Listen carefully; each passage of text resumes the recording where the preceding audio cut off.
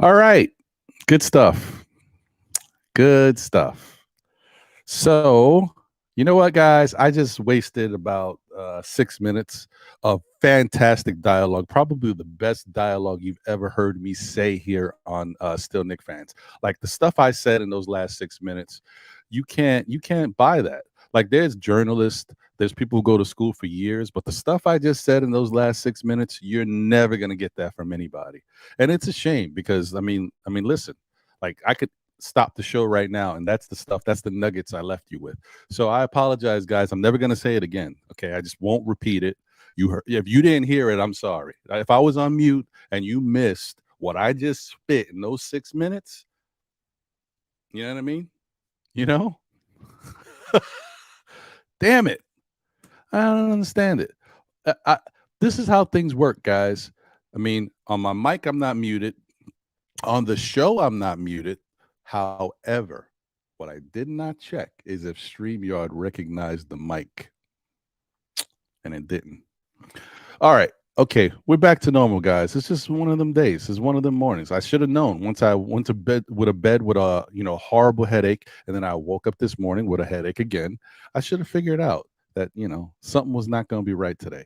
Happy Saturday, everybody. You know what? I'm going to do this. I'm just going to normally, you know how I like to get into my thing, hit you guys with the intro, right? And then we just continue with the rest of the show. But I'm going to reset. Because what I'm going to do is I'm going to get you guys with the intro right now, and I'm just going to repeat whatever the hell I was saying before. Okay, how about that? That'll work. I apologize, guys. Listen, bear with me. I've only been doing this almost 3 years, but whatever. Something has to happen. Let's hit it.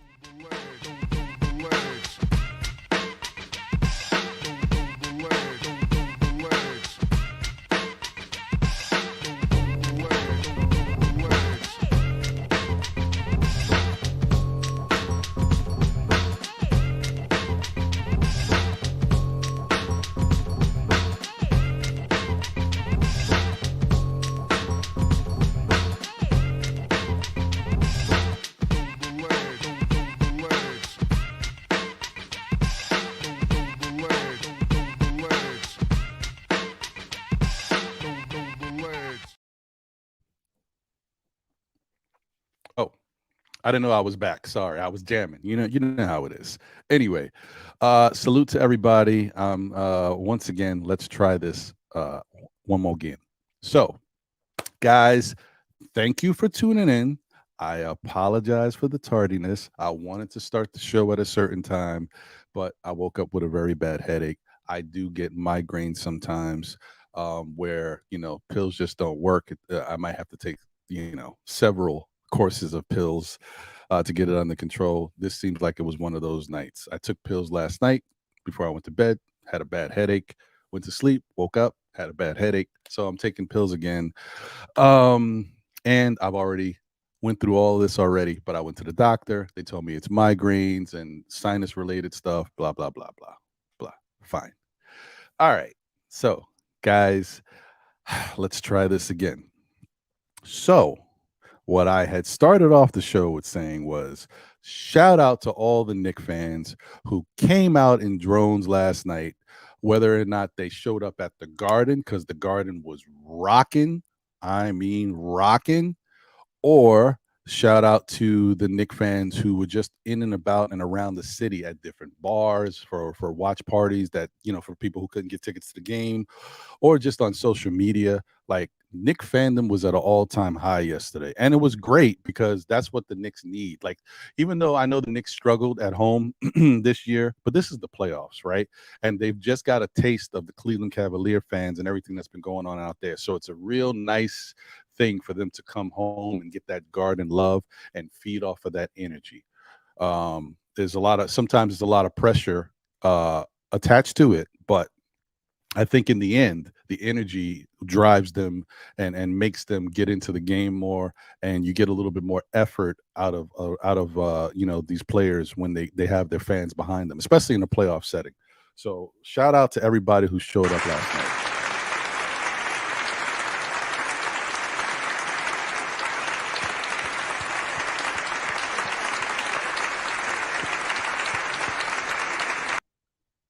Yes. Shout out to everybody. You guys did a hell of a job. I know I was pumped because you could just tell the energy was different last night. Even with the public announcer, the PA announcer, he gave it his all last night.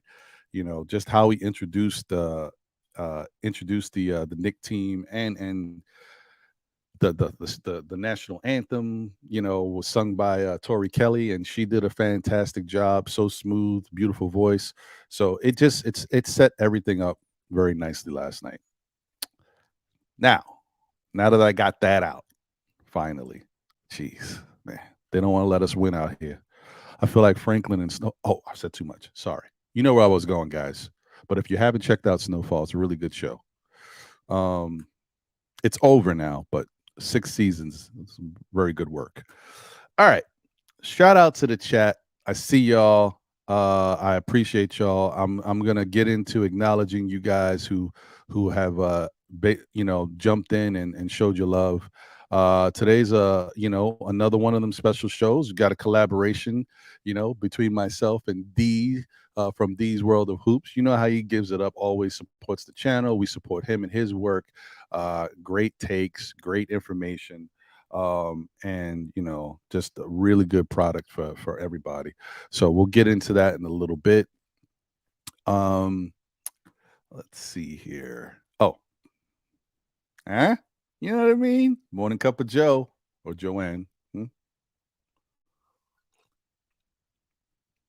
Happy Saturday to everybody. Today's going to be they say 70 degrees on the East Coast, well, at least in the New York area, so that should be nice. Yeah, man. Beautiful times, beautiful times. All right. So let's say what's up to the chat. First off, Jeffrey Clafter is in the building. Salute to you, my brother. Appreciate you. Yeah, he said Rowan Alexander Barrett II. That is all. I hear you, brother. Yeah, we'll have some stuff to talk about with Mr. RG.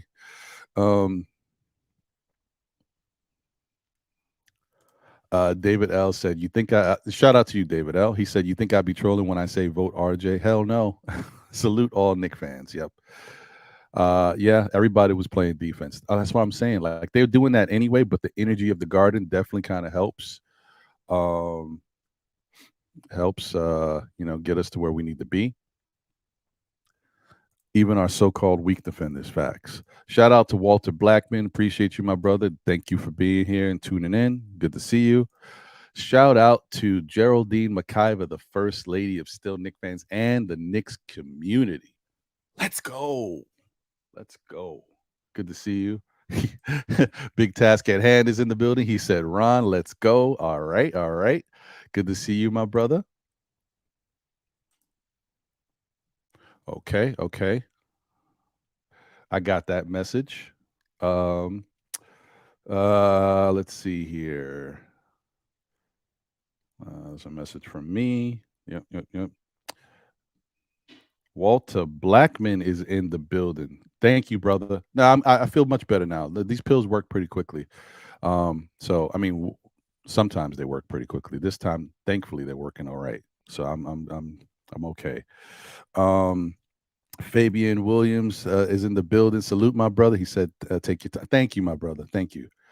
Of course, I was muted during this time. I didn't know. Damn it. New Nick City and Squad. You're what's good. Salute.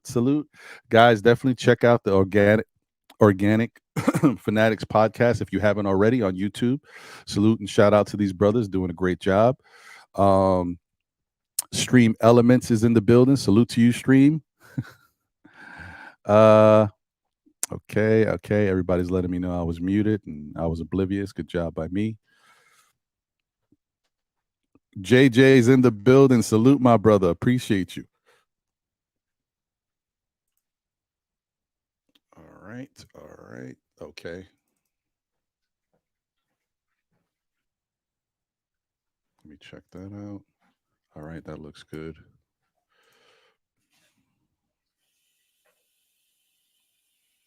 Okay. All right, I see there. All right. Knicks fan, Brazil is in the building. Salute. What's going on? Victor with a V. What's happening, brother? Good to see you. Oh, he says I'm very happy. Yeah, yeah, I bet you are, bro. Good times, good times. Maddox is in the building. Salute, my brother. Good to see you. Appreciate you. Kareem Grant is in the building. What's good, twin? Salute. Yeah, I know. Can we? I hope we can, man. We need it. We need it. Another win at home would just make this whole Nick fan base go crazy. And put us in the best possible light possible. You know what I mean? Like that's where we want to be. Ah, seltzer water and lime should help. Okay. I mean, yeah, I mean, I've pretty much dealt with it now, but I'm going to look into that going forward, my brother. Appreciate that. Hey, the Brew Crew Sports is in the building. What's going on? Phil is in the building. Salute to you, my brother. Shout out to Phil, Jiggaman, and my guy Hector from the Brew Crew. Just doing their thing. That's Morning Brew Sports on YouTube. You got Yankees Morning Brew, you got the Knicks Morning Brew. The whole Morning Brew is just rocking. Okay, and shout out to these guys. I saw them. They were in at the Legends last night for the Nothing But Knicks watch party. It was good to see them all. Chilling together and getting to meet up with everybody. So that was dope. Great to see you guys. Francisco Carillo in the building. He said, hello to mi familia. Salute, my brother. Good to see you. Jiggaman Porto, how you doing? All right. What's going on, brother? Okay. Let me get through these last couple, and then I'll bring my guy D in here once I know he's good to go. Okay. Got you, brother. Let's see. Victor Rivera is in the building. Salute. What's good, bro? He said, good day to be a Knick fan. Nice to see RJ come to life. Have a blessed weekend. Yeah, I agree with you. It definitely is. All right. I see D's in the chat. Salute. Big Lou, what's going on, my brother? He said, good morning, brother. Ron in the chat earlier. The sun was out because it was orange and blue skies. I feel great. MSG was rocking. Yeah, it was crazy, bro. Just looking at just some of the video. Oh, man. Oh, we'll get into that. Sherwin is in the building. How does that make you feel, Sherwin? That's an interesting statement you put down there. Let me star that. Come back to that. Shout out to you, Sherwin. Good to see you, bro, as always. Okay. I think I got through everybody. And shout out to those who may be viewing but not in the chat. Salute to you guys as well. Thank you for being here as always. Another beautiful Saturday. And it's even better after a Knick victory. Now, I will say that the even though I did say it's going to be 7 degrees, I think they said it's going to rain like in the evening all the way through the night. So it is what it is. You take the good with the bad, man. It is what it is. So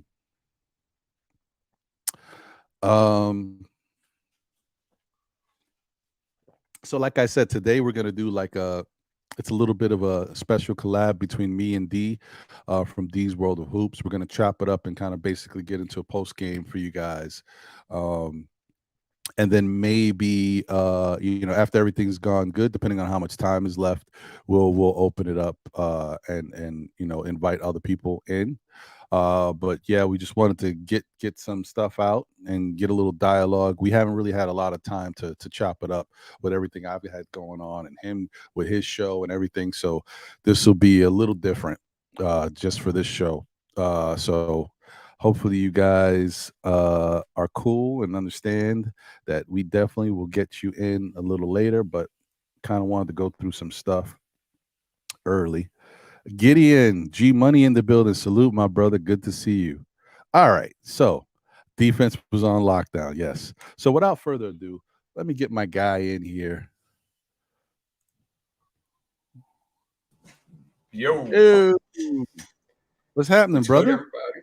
What's good? What's good with the chat? What's good with you, Ron? Still Knick fans, Hoop family that's in here. How's everybody? Great friggin' win yesterday, was it not? It was. It really was. It really good. was.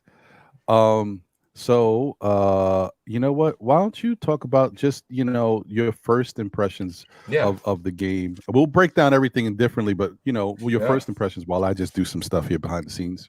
Yeah. Give me a sec. Hold on a sec. All right, no problem. Okay. Yeah. 2 seconds. Okay. Here we go. Good. Yeah. So I said you everything, so we're all ready to go with that. Okay.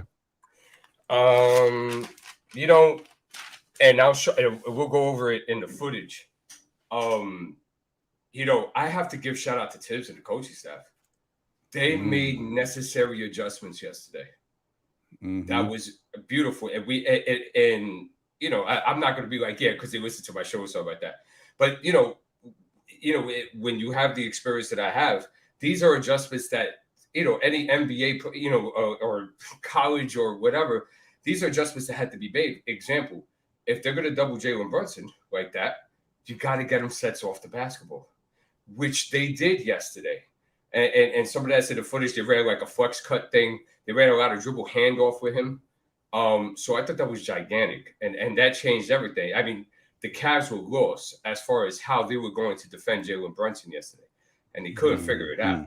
Another thing that they did too was that early on, like in the first half, they took the screen completely out, and you saw a couple of times Jalen Brunson was waving them off because he wanted to get into the ISO, which is a lot better because they can't guard him one-on-one. At least, you know, sorry guys, I think Okoro could do a better job, but I think Bickerstaff, he's just out on the fact that he can't hit the open shot. So that's why his minutes have lessened, which it makes some sense. Doesn't make a lot because I think LeVert is a potent scorer in this league. Why not have him off your bench of a bench that's not doing anything? Why would you start him? So, and then, you know, they had zero. I mean, the bench did nothing yesterday, just about. So, but that was a great adjustment by us. Another adjustment that we made too, I thought Brunson was a lot more patient when the double team did come in the second half. They tried to blitz him. He took his time. He read the defense very well. He did a good job manipulating and misdirecting which side of the screen he was going to use. He did a great job of that. He actually finally used the iHearts and the Mitches and stuff of that nature because Allen was doubling Brunson. He was practically shadowing him on that strong side and leaving an iHeart or a Mitch by themselves. They did a much better job of exposing that yesterday. So that was a great job by them. Another thing too that they did was, we mentioned on the show, they made the defensive adjustment. They put Jalen Brunson on Garland and not RJ. So that was big. And then, you know, in the third quarter, RJ had issues with LeVert. And but besides for that, I loved how they came out defensively. They did what we asked on the show since game one. You have to double, you have to congest, excuse me, and you have to clog Donovan Mitchell. They did a great job of that yesterday. And it led to like 4 or 5 turnovers. So excellent job doing that. I just want to make it very clear, when you have potent scorers like that, you can't have them doing their own thing one-on-one. You just can't. And you saw that yesterday with Jalen Brunson. Like, the Cavs are going to have to think of something, which I'm not sure what they're going to do if they're choosing to go ISO. That's why he may have to rock Okoro. I think Okoro is the best chance on a one-on-one situation. I'm not saying that he's going to completely stop Brunson, but I think that would be the best chance. So Knicks may want to look for that adjustment as well. I thought Mitchell Robinson was fantastic yesterday. And I didn't really hear he was, bro, about that. And he just was. Between his second chance points, him protecting the rim, stuff of that nature. So I thought he was fantastic last night. Let me see who else. I mean, there was so RJ had a great first half. And we needed that because we were shooting really bad at the beginning. And he came in, I think he scored 10 points in that first quarter, and he ended up with 14 for the half. So that was gigantic because we had 17 points in the first quarter, if I'm not mistaken, or 19, something like that. So yeah, it was a real low scoring first quarter. Yep. So the shooting was putrid, and these were open shots too. Anywho, so RJ definitely lifted us. I thought RJ he had some sloppy passes yesterday, but I thought overall him reading the floor was one of the better games I've ever seen him. Seriously. He was reading the floor wonderfully. And besides a couple of bad passes, I thought he read the floor wonderfully. I saw shot the show about he's the second best. I don't know where he gets this stuff from. I just don't. Because I could literally have footage in the third quarter and show you play after play him getting killed by LeVert and help a recovery and try to guard him one-on-one. He tried to guard DM. DM destroyed him a couple of times. I don't know. Whatever. Let's see. You know, I thought Obi was solid in the fourth. Obi had 4 steals yesterday. And you know, he did shoot an air ball, which it seems to start becoming like a regular thing with him. But I thought overall he was solid. You know, and Randall not having a very good game. Again, it seems that him and Mobley have kind of stalemated each other, where they're both playing excellent defense on each other. And it's really effective because Mobley's trying to go one-on-one with Randall a couple of times, and Randall has shut that ish down. It's not going to work. And I think Mobley's giving Randall fits as well. Randall did make some good passes. I thought his defensive energy was a lot better yesterday than it was in game 2. He's still got to box out a little bit better. There's a couple of times he gets beat on the box out, and especially with the length of Mobley, he can't like just out jump him. But besides for that, you know, in order for us to really secure this, because I have this going 7, Randall's got to show up. He really does, and impact in one way or another. Let's see, RJ has some good. You know, shout out to the coaching staff. I already did that.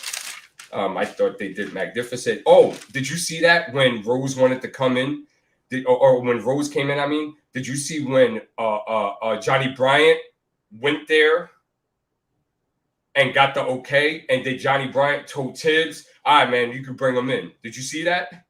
I missed that. Really? It was when Rose came in. Yeah. So I was like, "Whoa, hey, I Johnny got some poo. Let me find out." Wow. Okay.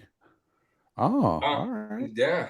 But I think the big thing here was that Thibs and the coaching staff and the players too, because they're a part of it as well, they made the necessary adjustments.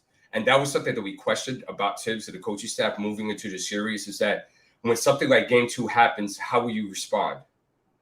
And they've responded. And they responded in a hell of a way. The first time a team's been held to under 80 points throughout the whole season.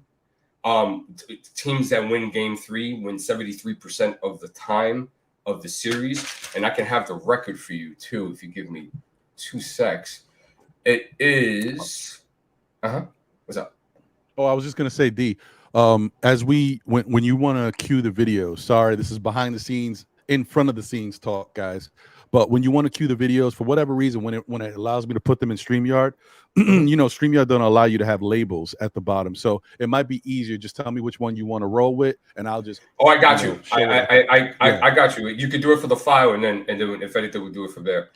Yeah. Game 3. So with a team that wins game 3, wins 73.3% of the time of the series, and the all-time record is 162-59. So wow, numbers are boding very well for us, and that's a very good thing. You know, the way RJ played in that first half, I would just love to see that every game. You know, at least offensively, because defensively it's still an issue. You know, Brunson is the reason why we're up 2-1. Like, it's just his ability to create his shot when he wants on that one-on-one coverage. There's nobody else that could do that on this team. And that's what your stars do. And I think we can start. I think Jalen Brunson's a star in this league. And I didn't think that. And I love Jalen Brunson. I was always an advocate of him. But I didn't think this. He's a star, ladies and gentlemen. Straight up. No, he is. He is, bro. He is. If he's not the most important, well, I mean, besides Shai Gilgeous, but if it's not Shai, that's Jalen Brunson, man. I mean, for most important player, without a friggin' doubt. But besides of that, you know, points off turnovers, we murdered them. Let me go ahead and look at it real quick.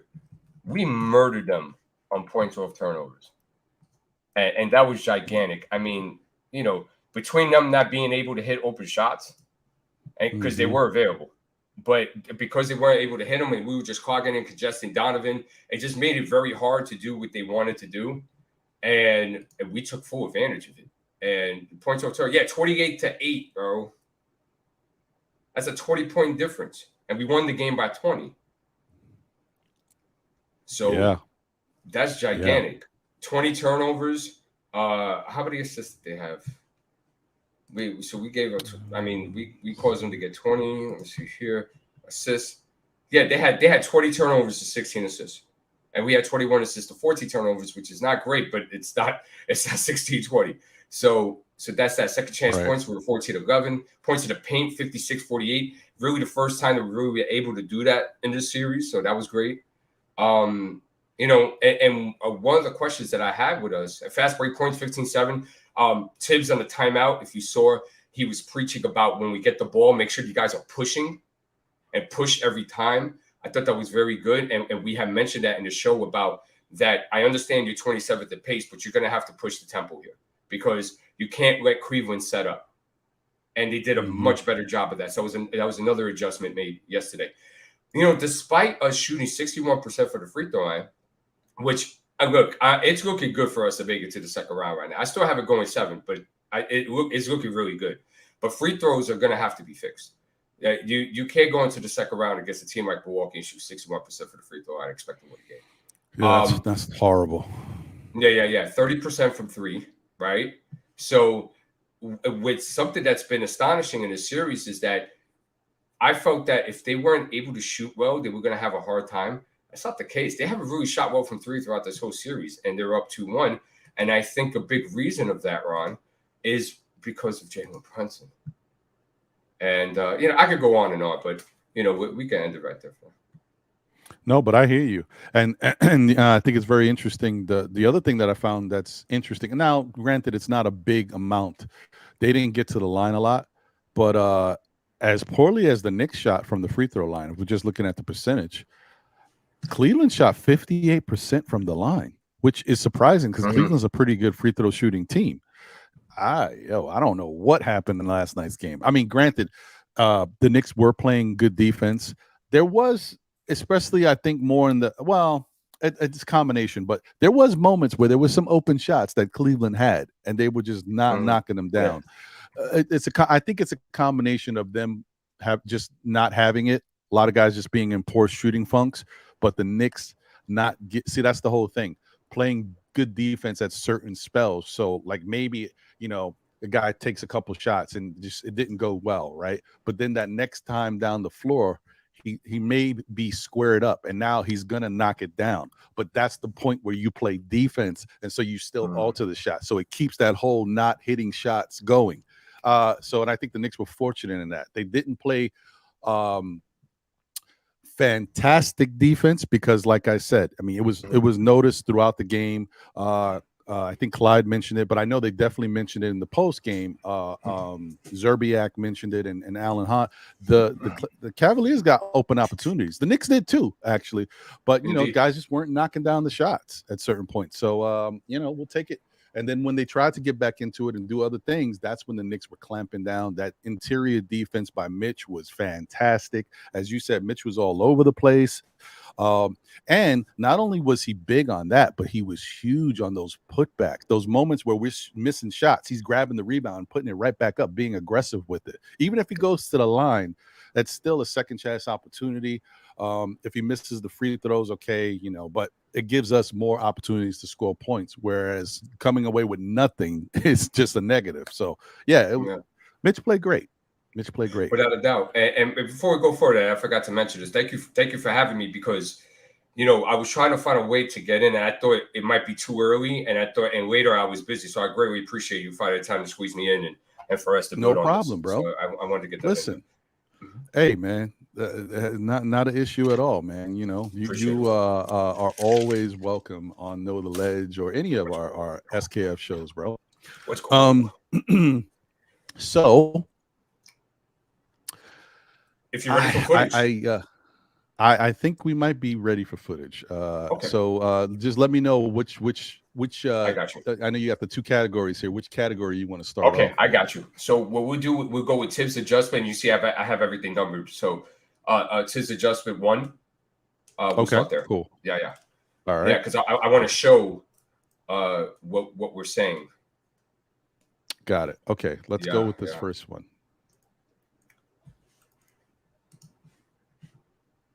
Courtney Kirkland. All right, hold on. I might want to show off the volume. Yeah. You know how YouTube is. Yeah, I got you. All right. So let me let it rock. Mm-hmm. Okay. So if you could pause it right there, that'd be fantastic. Oh, I guess I got actually. I thought. No, that's good. That's fine. Video.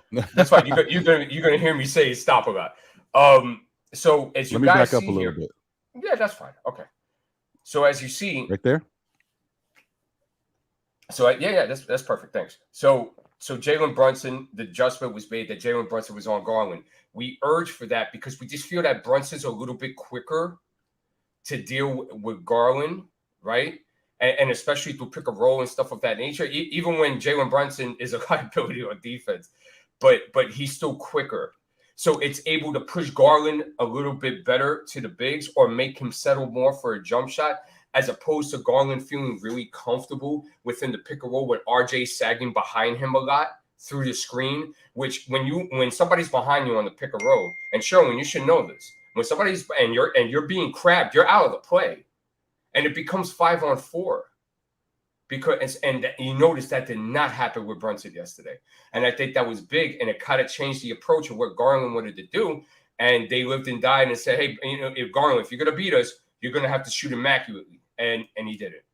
And it worked. If he was hitting shots, they might have had to change some things up. But it ended up working. And then RJ was on Levert. Now Cleveland didn't do the adjustment as far as using Levert until the third quarter. And that's where Levert went off for 11 points in that quarter. Mm-hmm. And that's where RJ had gotten smoked a bit. But this is a great job by our coaching staff. I want to put Thibs, and I just don't want to say Thibs and the coaching staff. This is a great job. This is a great adjustment. You have to make these little changes, okay? And I'm glad that they did it, and it worked yesterday. Anything you want to add before we go to 2? No. We're good to go. Do you want me to run the rest of the video? Yeah, no, you're good. Just wanted to show that. Okay, yeah. Because then the adjustment is visible, right? Gotcha. Okay, yeah. So let's take a look at this. Yep. Okay, so yeah, so you can see, I see what you're saying. Yep. Mm-hmm. That is good. That's good. All right. Get that out. And we'll go to number 2. Yeah. I said this is where 48 game. So as you see here, right? In game 2, everything was pick and roll. Everything. Not this game. This game, they went to a lot of dribble handoff. I'm going to show the flex cut on the next one. But on this one right here was the dribble handoff, so you can run the film. Okay. And you see that off that, it got Jalen moving, and you were able to get a good shot for Randall on the corner. So, yeah, if you could pause there. So it was very important that you get Jalen Brunson on the move, because that means that the Cavs are not set up in order to double him. Now they're going to have to swing over as opposed to already being there, which was in game 2, especially with Allen and Mobley. So that changed. And now let's get this straight. The Cavs have already shown this through 3 games now. They want Julius Randle shooting threes, bro. That is clear already. And it's working for them as far as that sense. But he still has to take that shot. So I thought that was good offense. That was a good offensive possession. They got Jalen Brunson to move in different ways without the basketball and stuff like that, through dribble handoff. Like I said, the next one is a flex cut. They even caught like some penetration to kick with him as well. So, they did a lot of different things that they didn't do in game 1s and 2. So I definitely like that adjustment there. Unless you want to add 3, if you're ready. Oh, okay. Let's see here. Let's go to 3. He scored the 24. Okay, good. All right. So, yeah. So, here, let me see what I have written here. Yeah, so this is the flex cut here, right? So you can play the film, please. Okay. So you see when Randall comes and sets this screen here, right? And then he pops back up, that's a flex cut. Just in case y'all didn't know. So what that did was that if you go ahead and go back a little bit and you see the fluidity of the set, it totally opened up Brunson and he got matched up with Allen, right? Watch this. Right? So right. So if you continue playing, right, you'll see that you get an excellent look here off that flex cut. You see, and now Mitchell Robinson, one of the beautiful things he did yesterday was that he outworked and he outmuscled Jared Allen yesterday. I mean, clearly, he outplayed him. And that was a great example of that. And it goes to show, and this is what we talked about early in the season when I had the 10 Commandments and stuff like that. Like, you know, it's important to have player movement and ball movement in your offense because it leaves the defense, right, unstable. Everybody's not in their spots the way they would want to be because they've been moving around and scrambling and chasing. So it's very good that they did this. And I don't mind if you go ISO, you just got to mix it. And it just can't be ISO all the damn time. And they did a good job yesterday of not doing that. So definitely wanted to show that. Okay. Yep. So go to 4. Yep. I thought this one was gigantic. Okay. And show us how. Remember that play. Brunson should have passed the ball up grass. Well, Brunson is not the best playmaker on the planet Earth. So you're going to be saying that a lot in a lot of possessions. But what's important is that he still made the right play because that play was made with Randall shooting that 3 and Mitchell already being in position for that. So it's a matter of fluidity. And I thought they had good fluidity and floor balance on that possession. On this one, right? Let me see what I have here. There's the big one, Ron. This big. And I mentioned this. I remember mentioning this in December. Jalen Brunson's evolution is him being on kill mode and being able to play make for others. When he does that, he's a top 15, top 20 player in this league. Seriously. And he did a better job of that yesterday. And this is just a possession to go ahead and show that. So whatever you're ready. All right. Okay. So you see, he waved off iHeart. You see, and then he rejected the IQ screen. You see, and then Allen came in, and then they exposed that dump pass now that they were not exposing in games 1 and 2. So that's very important. And misdirection of the screens, Brunson did a magnificent job of that yesterday. That's very important in giving different looks to a defense, without a doubt. So if you could just run that back. Yeah, I was going to show it one more time. Let's see that again. Yeah.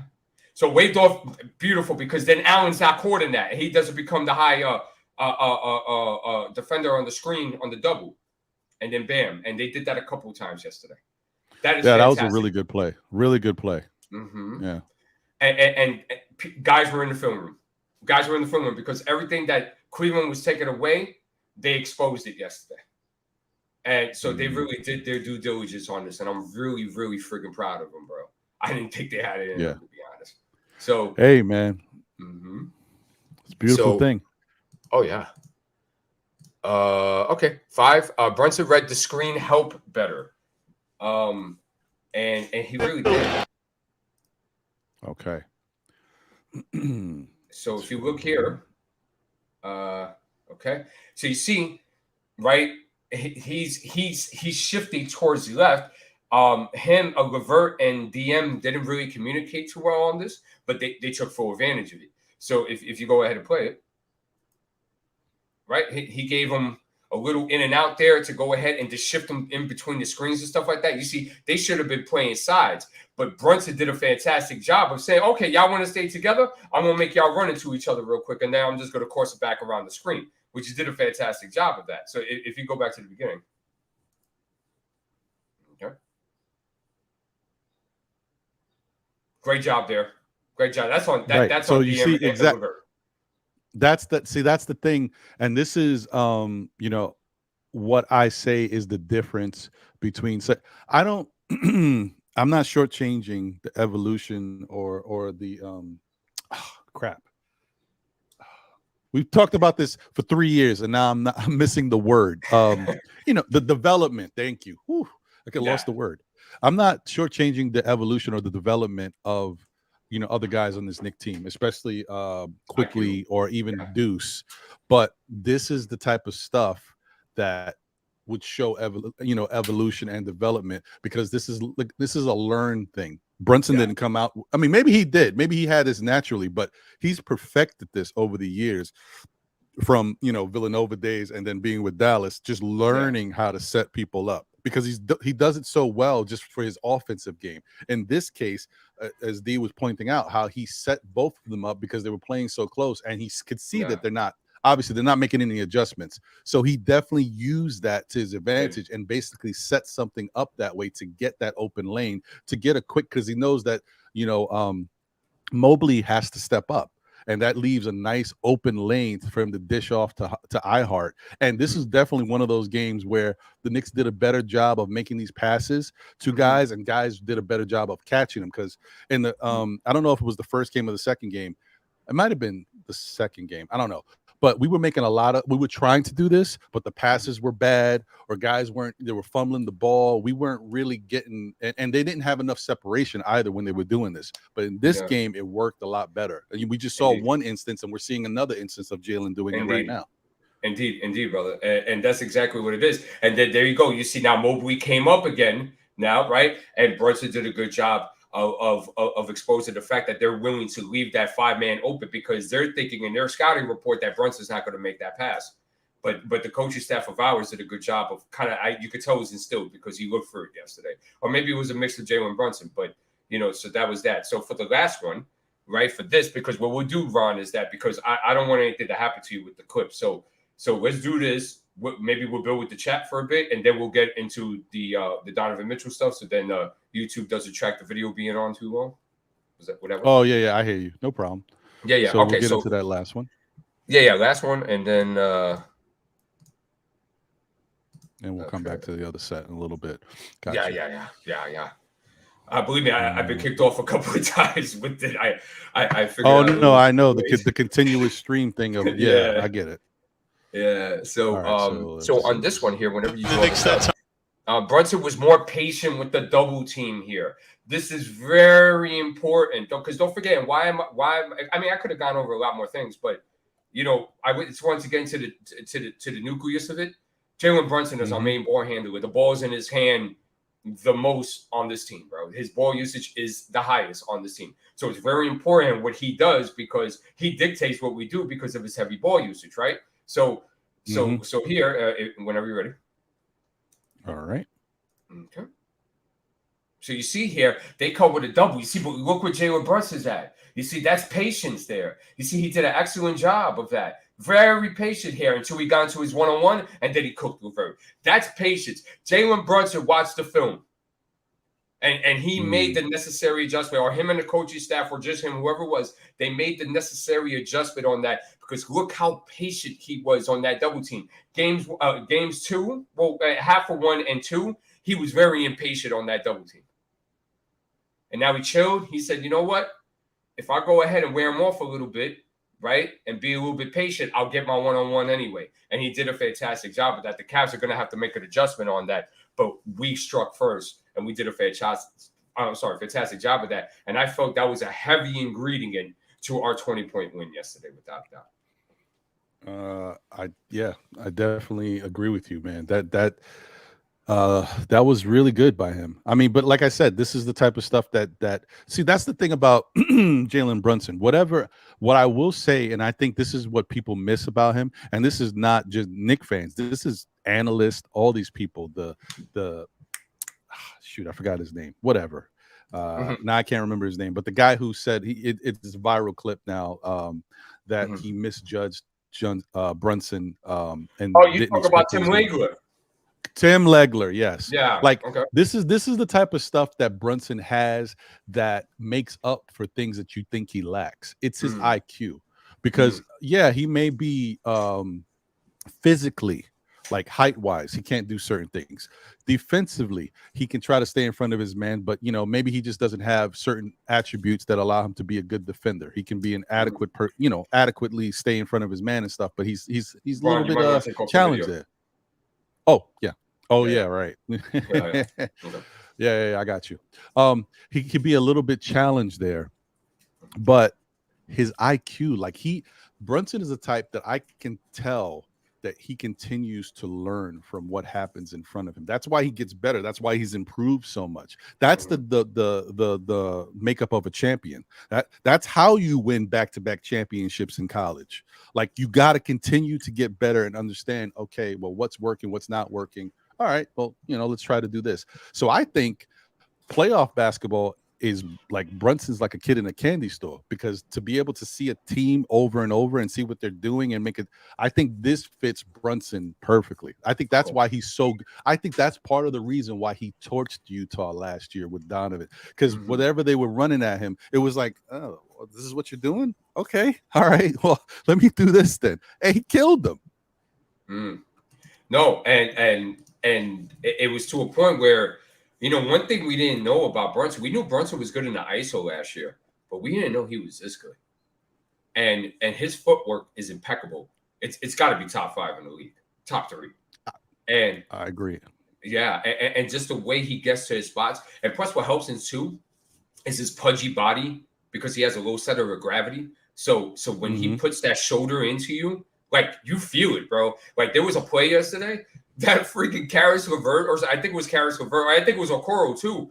Like, he put that shoulder, and they went back, bro. Like he with that pudgy build, he's able to create that space that he needs.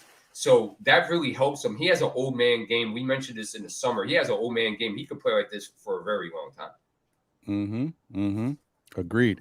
That's one of them things that you have it or you don't. Like a guy. Well, I talk about that all the time. And this is why I think he's so successful in the league for so many years.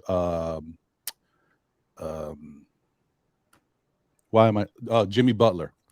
Jimmy Butler has that old man type of game too. That's why he kind of, he's not as fancy or as good as you think he can be, but he turns it on at moments. He saves his energy, he saves his strength. He does certain things at certain moments. And then, like, when it's crunch time, fourth quarter time, or definitely playoff time, he lets it all out. That's it. He gives you everything. But he just knows how to kind of lull you into sleep. He just different ways to get past you. Yeah, I agree. Very, very good take on that. No doubt. Good job, bro. So I think that one of the things that I'm most enthusiastic about with regards to this Knicks team is that we have not played our best game yet. So, but that being said, the question is, will the Knicks be able to play their best game against the Cavaliers? I'm curious about it because I was thinking about it last night, and I'm not sure they will be able to. Because let's not forget, I mean, the Cavaliers are a top 10 offensive team. They're a top 10 defensive team.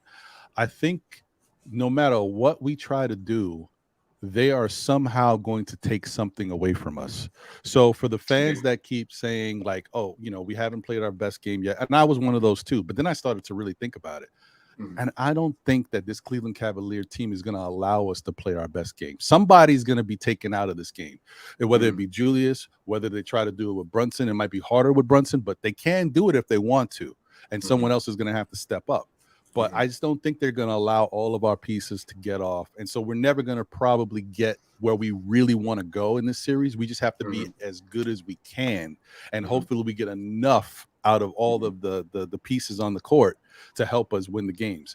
But I doubt that we're going to see RJ, Julius, and Brunson cooking at the same time.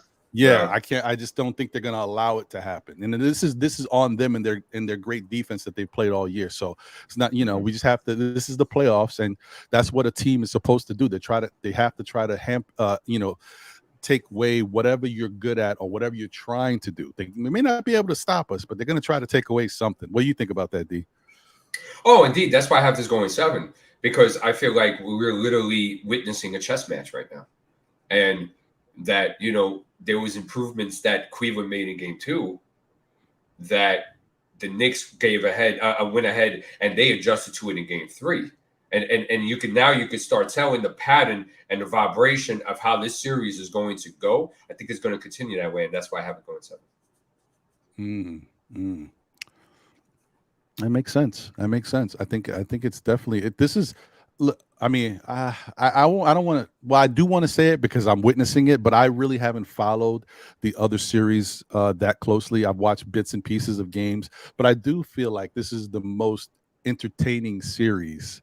Um, that we've got going on in the playoffs with the storylines and everything that's going on. I just think this is really compelling for people to watch and lock onto. Now, granted, some of the play hasn't been stellar. The offense outside of the defense that's being played. I mean, it's a combination of poor offense and good defense. So Yeah. it may not be as entertaining that way, scoring wise, but I Yeah. think it's been really fun, and just the dynamic of them going back and forth with all of the storylines, and then Cleveland's crowd and Cleveland talking and saying their little sound bites, and now the Knicks, showing their crowd love, and them trying to get Mitch into a position where he's going to give a sound bite, and he did give them a little something, but hopefully it doesn't backfire on us. I was like, Mitch, don't say anything, Mitch, but Right. listen. If he's going to play like this, regardless, then go ahead, say what you want, but you better back it up. Continue to play the same way you're playing. Because they asked him if I don't know if everybody saw it. I don't know if I have the clip, but if I have it, I'll put it up. They asked Mitch, did he think that Cleveland was affected by what was going on in the paint, and maybe not. I don't know if they used the word scared, but cautious. I'll say something like that about coming into the lane and doing. And he was like, "Well, you seen it, you saw it." Right. He was like, "Ooh." Yeah, I mean, he's not wrong. No, he's not. Just I always get worried when it comes to bulletin board material with these Knicks. Oh, I hear you. I mean, to your comment before before Mitch, this is the most polarizing first round series right now, just because of what you mentioned, just all the narratives that come from it. Nick team trying to get past the first round, the first time in 10 years. The whole thing with Donovan Mitchell. This is by far the most polarizing series, and people definitely have their eyes on this without doubt. Yeah, no, I agree with you. I definitely think that is correct. It's nice. It's a nice feeling to be in this situation. Like, the Knicks have struggled for relevancy for many years, and I know people still try to make it seem like the Knicks aren't relevant. Oh, let me tell you something, people out there. The Knicks are very relevant now. Very relevant. Yeah. Okay, they're still working. Thank you, Jalen Brunson. Yeah, exactly. They're still working towards becoming a better team, but they're definitely relevant. And Jalen Brunson has definitely helped put them on the map. The combination of his play and Julius Randle's play has been huge in people. You can second guess and say all what you want about the Knicks, but they're there. And when you play them, you're gonna have to deal with it. And every game that goes by, D, I feel like they're getting better. Even when they play poorly, I just feel like the experience and their confidence level is rising. So, that's why I felt so confident that they were going to come out and get this win last night, just because of the way they've been playing down the stretch of games in the regular season going into the playoffs. I just feel like there's something switched up at some point. And I would love to go back and find out which game it was. But at some point, something switched in these Knicks where they started to really say, we got to do this. We have to get the victory, whatever it takes. Something changed. I don't know when it happened, but it's definitely, prevalent this year. Yeah. It was a couple of times where it was when Thibs took control. They went on that win streak. And that kind of changed, the direction where the team was going. Because don't forget, it wasn't looking good before that happened. So, I think when Josh Hart came, I think that really put this team at a different level. 18-7. Well, now with the 2 wins, now I think it's 20-8 since he's been here. So that's gigantic. And you saw it yesterday. Like, he had a couple of turnovers and stuff like that, but just the energy and effort. He had a little trouble with Donovan in the first half, cleaned it up better in the second. But he just hustle plays. He got that tip and dunk over Mobley when Obi missed a layup. Like, we love that type of stuff. And you can see the guard. First of all, the guard was electric yesterday, man. I mean, like, that was just a beautiful sight to see. And they fed off that, man. They were feeding off these pit bulls, man. They were feeding off that Hart, that Brunson. They were feeding off that. We haven't had that here in a long time, and we love that. 100%. Yeah. 100%. Yeah. Another thing too is that Grimes. Grimes hurt his shoulder. Hopefully he's okay. Yeah. He's got to attack on offense. He's settling too much for the three. He has to attack. When DM and Garland are argued, you got to attack them, bro.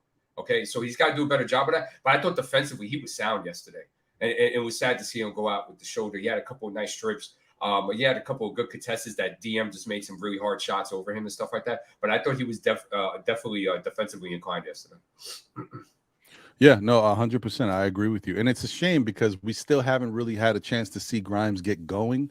And I think he's going to be pivotal at some point in this series into helping the Knicks win this series, because you need all of these guys to step up. We got to see a little awakening from Quickly yesterday. He started to look a little bit more comfortable. He was trying to let it fly early, but he still didn't look quite right. He made such an egregious I know Thibs must have been like, if I had a clipboard, I'd fling it right at him right now. How do you step over the line when you're trying to inbound the basketball? Quickly, come on, buddy. Come on. I'm like, what? Yeah, that was a bonehead moment. DM had a bonehead moment too. I'm like, I don't know what happened there. I hope we can chalk those up to like Quickly just has not been quite right. But I think towards the end of the game, he started to feel more like himself when he hit that shot, that three on right in front of Cleveland's bench. I think maybe Lopez was chirping at him because he looked right in Lopez's direction. I don't know, whoever was over there. But he just feel like he was starting to get back into his Quickly type ways. So I hope that goes a long way into Sunday's game. But yeah, man, it's good to see that. It's good to see that. And they had some fun. Yeah, it was a blowout, but they had some fun in that fourth quarter. And I think that's going to go a long way too, because that's it was one thing to win in game one. They played pretty solid. They had a nice game plan, and Cleveland just, couldn't adjust quick enough. And the Knicks did a good job. It was a really back and forth game. It was a good game. But I think this game 3 is what really helps the rest of the guys kind of really feel like, okay, this is Knick basketball. We're playing a little bit better. Still not playing their best game yet, but, starting to do some things, have a little fun out there. I thought that was great. No, and the thing about Quickly, I think the reason why Quickly had his best game in the series, and we've talked about this a lot, that I've always said that I don't see him as like a backup point guard, and that he was very catch and shoot yesterday. Like a lot of his points came from attacker to closeout, and that's his best version. And if you noticed Thibs yesterday, he hardly initiated any offense with IQ yesterday. So that was another adjustment that they made yesterday. And they had him more off the basketball. And I think he played a better game for it. And plus defensively, I thought he played well yesterday as well. Yeah, I agree 100%. He definitely was a lot more locked in yesterday. And I saw him do a better job of contesting shots yesterday. Indeed. It seems like, and I don't know, I mean, I'm sure they're all watching film, and obviously, with these days in between games, the Knicks have chance to, go over things, even have some practices depending on what how much time is going by. But I feel like, maybe in the essence, Quickly, wasn't necessarily ready for who his matchup might be. And I say that because I think I've seen, if I'm not mistaken, Quickly on LeVert a lot. And I don't know if Quickly was expecting. Yeah, I agree. And I don't know if Quickly was expecting to be guarding LeVert as much, because we really thought Okoro was going to be in that spot more. But LeVert has stepped up offensively, and Bickerstaff has been going with LeVert a lot more. I mean, to start him, I don't even know if that was the best idea. Like what you pointed to before, how Okoro might help them defensively and give them something else. But I also looked at it like in the past, I thought maybe that might be better for the Knicks because he's not as aggressive scoring wise. So that's one less person you have to worry about when they move the ball. Yeah, he might knock it down. But you want to kind of hope to keep him at bay. Now, that being said, I did notice that I looked at LeVert shooting from 3, and his percentage is not bad. He takes a lot less shots, So you do want to be cautious with that too. So his percentage is actually a lot better than RJ's. So which is not saying much these days, but you know what I mean. Right. Yeah, but let me just shout out the chat, guys. Eric Surreal is in the building. Salute, appreciate you. He said Knicks in 6. Ooh, yep. Hey, guys are talking about that. They feel the Cavs can't beat us at home, and if that's the case, this should be done by Game 5. I think. Yeah, that's what I'm hoping. I really don't want to draw. Like, I want the Knicks to be able to get rid of the Cavs as soon and as quick as possible, because I want them to be able to have rest and also to be able to get some practice for whatever opponent they could face in a follow-up series, like in a round 2. I just want them to be as well prepared as possible and as healthy as possible.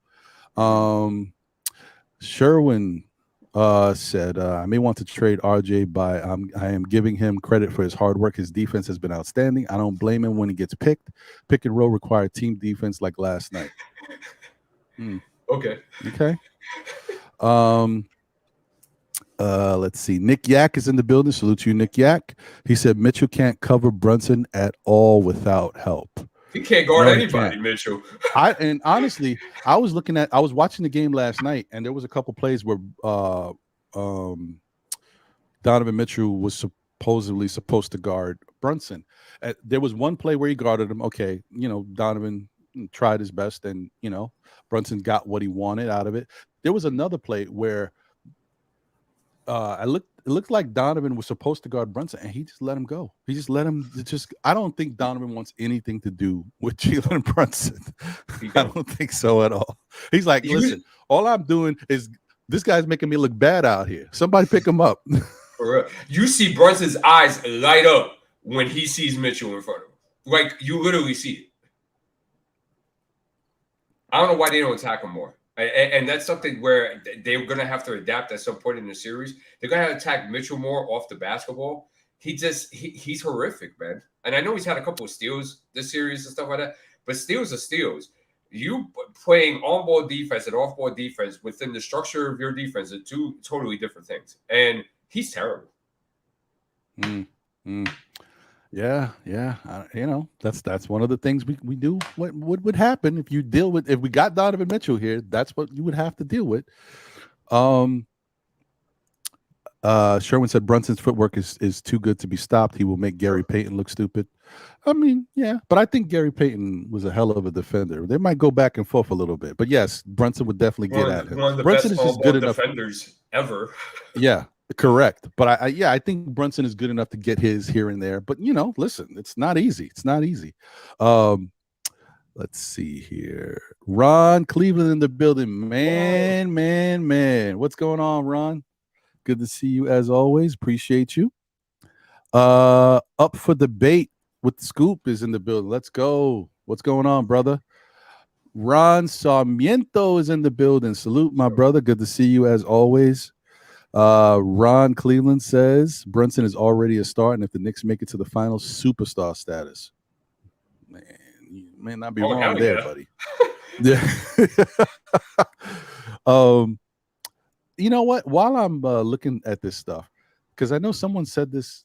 Now I'm forgetting where it was said. Someone said this the other day. Was it on my show? I don't think so. I don't remember.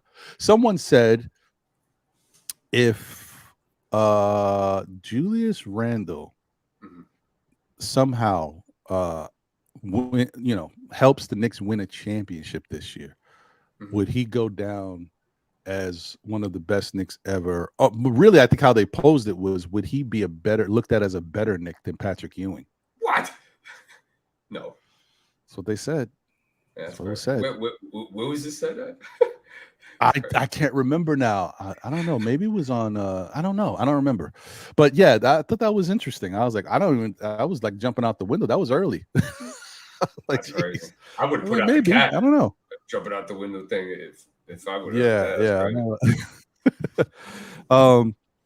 Let's see. Jersey Shore is in the building. Salute. What's good? Appreciate you. JT Riddick is here. Salute. Great win. 2 more to go. That's right. Quality Jump is in the building. Salute. What's good? It's good, appreciate you. Dwayne Dennis is here. Salute. What's good? Appreciate you, bro. Don X is in the building. What's good? We might have a so-called superstar, but we might not have a so-called superstar, but we do have depth. Yeah, I think Burns is a star, bro. I think he's a star as well. I think there's no way around it. Like the impact that he has on this Knicks team. And if you're saying, well, I can't really quantify impact, maybe I don't watch the Knicks like that. I don't see it. What you do see is the numbers. You see them numbers and how they stack up with the rest of it. So it's like a combination of both is why he's a star to us. But if you're looking at one or the other, it definitely fits the categories.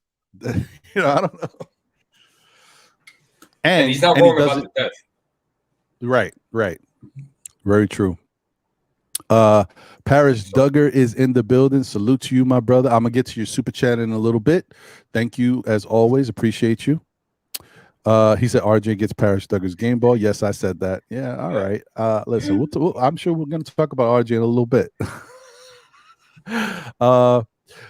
Paris says the real story is if you think guys' championships in college as team leader doesn't translate, then pull up a chair. No, it definitely does. No, he's right. Definitely does.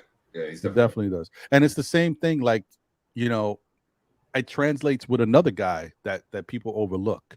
But in his defense, it's just how some guys are built, how their games are played. Now, this guy I'm talking about doesn't play great defense. He might give you a violent swat once in a blue. At some points, he'll try hard and have a moment where he plays good defense. And I mean a moment. But consistently and career-wise, he hasn't been a good defender. Offensively, though, he has been one of the best offensive players in NBA history. However, he's been blackballed.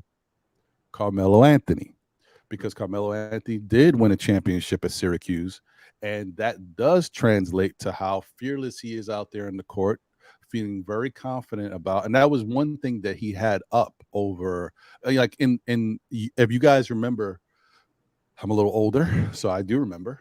Back in the day when LeBron and Carmelo and Wade and all these guys came into the league, the battle between Carmelo and LeBron was always even, like because they played against each other in the why am I forgetting the tournament name? What's the tournament back in the day for kids? Tournament back in kids. Like the AAU. Oh, McDonald's All-American game. All-American, AAU, all of that. LeBron, right? LeBron and Carmelo were usually matched up against each other, and they always had battles, right? And then LeBron obviously came out of high school. Carmelo went to college, played that year, won the championship. So he had something over LeBron. And at that time, there was still kind of equals. Obviously, we see LeBron has surpassed him as far as everything he could do in his career, blah, blah, blah. He's one of the best ever. But during that time, they were very much peers, very equal. And so coming into the league, that was always the thing. If you watched LeBron and Carmelo play against each other, even though LeBron is physically stronger, more gifted and athletic, Carmelo was right with him, never backed down, and he used to get the best of him in those early years against LeBron. So that's what I'm saying. I think those college championships and that stuff does translate. But the sad thing for Melo was that he should have gone to the Detroit Pistons, and that would have forever changed his career.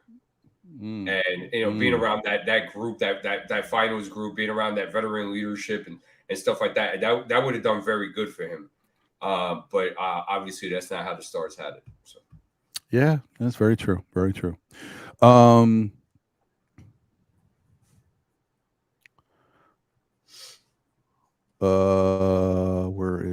we go. Shot Powers. Salute to you. Thank you for being here. Great show last night. I watched you and Divine. Yeah, man, let's go Knicks. They're definitely playing well. Angry Jenkins.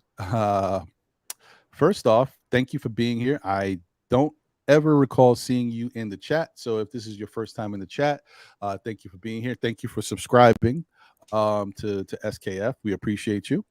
He said, I don't think the Cavs can beat Knicks at MSG this series. Knicks in 6. Oh, okay. All right.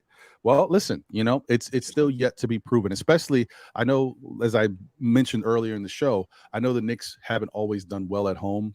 But I just think this level of home cooking they're getting in the playoffs with how crazy these fans are going, I think it's a different level of energy and enthusiasm that maybe it'll fuel them a little bit more. They'll get a little bit more effort than maybe they've done in the past. And I think the other good thing about it is we won last night. It was a blowout fashion. I think that pressure at the Garden has kind of gone away. It's dissipated. Now they could just worry about playing basketball. You already got past it. So that was really good. Yeah. Wellner Martinez is in the building. Salute. He says, okay, I know what you're referring to because I was saying, when did it click?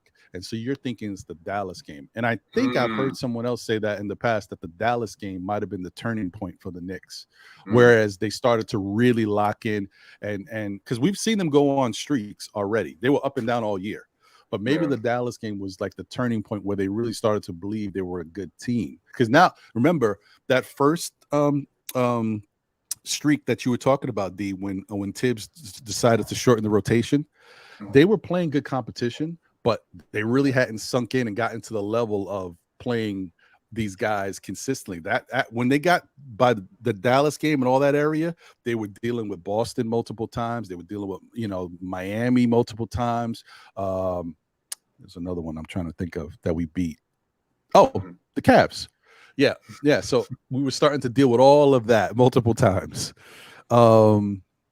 Okay, and here we go. Paris Duggan, thank you for the generous super chat. Appreciate you as always. He said, stop the press. It's all about Brunson, period, Ron. When it's going to sink in that this guy will be hard to beat 4 times by anybody.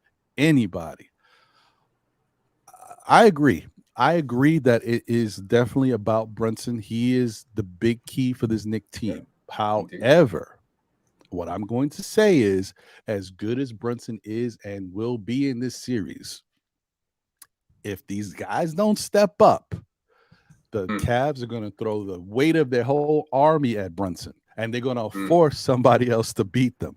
And honestly, I think that's what they should have did yesterday. I think you need, at this point, only because, and I said this before, think of what happened, guys. Julius Randle came out on fire in that first game, and nobody was really expecting that. The dude had not played for two and a half weeks.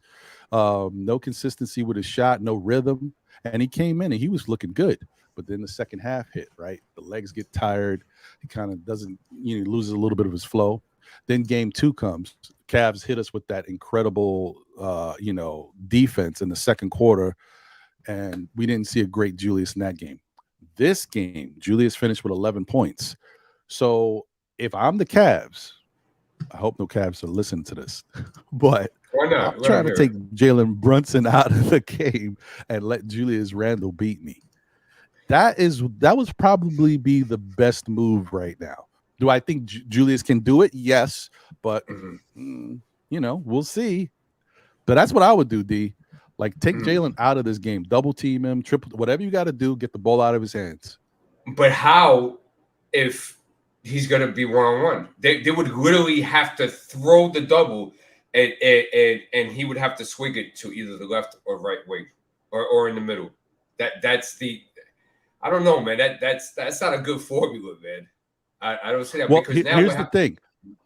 No. If you're using a Okoro, because Okoro is a much better defender than LeVert is, a lot quicker to his spots. His anticipation is better.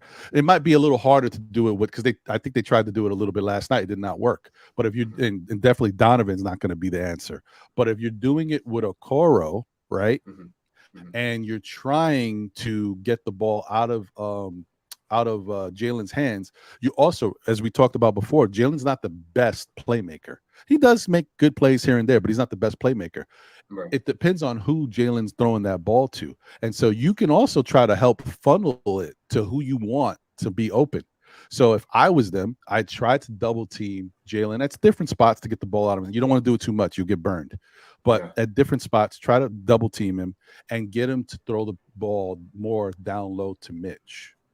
And I'm saying that for a reason, because Mitch is starting to be a lot more aggressive going up. But listen, if Mitch goes to the line 10 plus times, we're talking about a 50-50 proposition. 5 free throws he can make, 5 free throws he's most likely going to miss. That works in your odds. Over the length of the game, that stuff, those are points that the Knicks don't capitalize on, and that could be a swing for Cleveland.